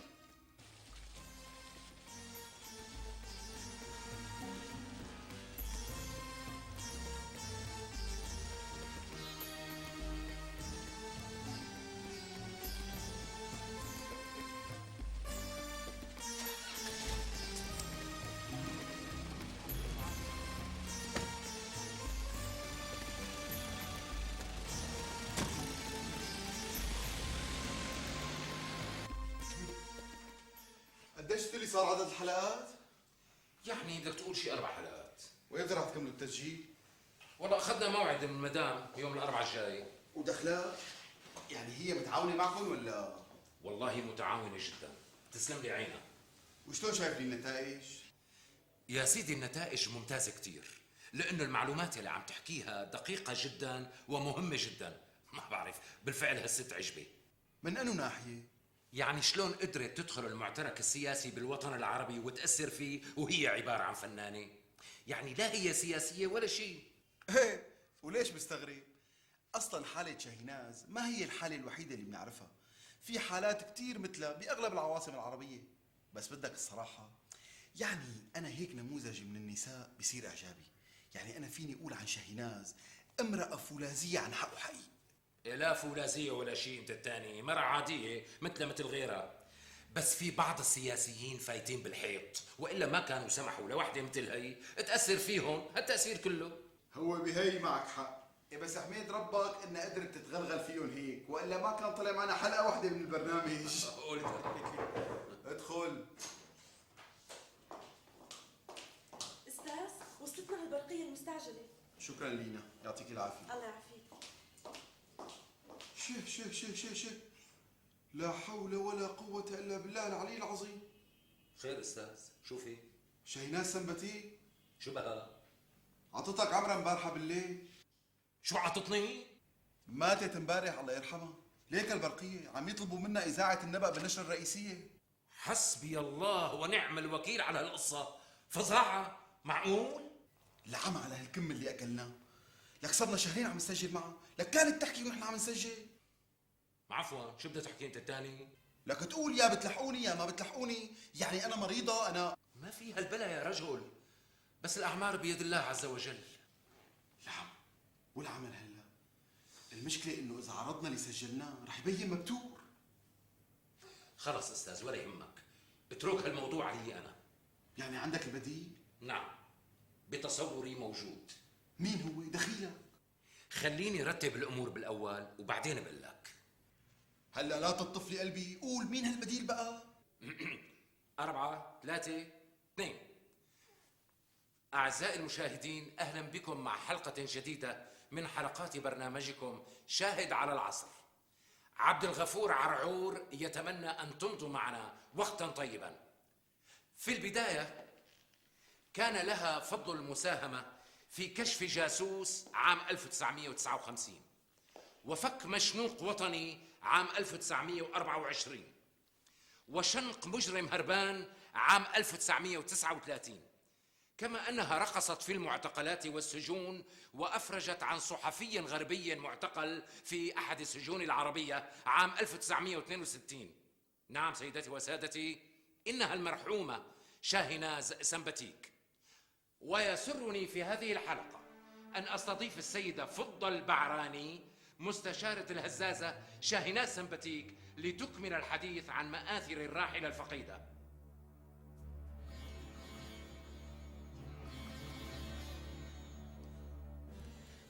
فاصل إعلاني قصير ثم نعود بعد فاصل إعلاني قصير، فابقوا معنا.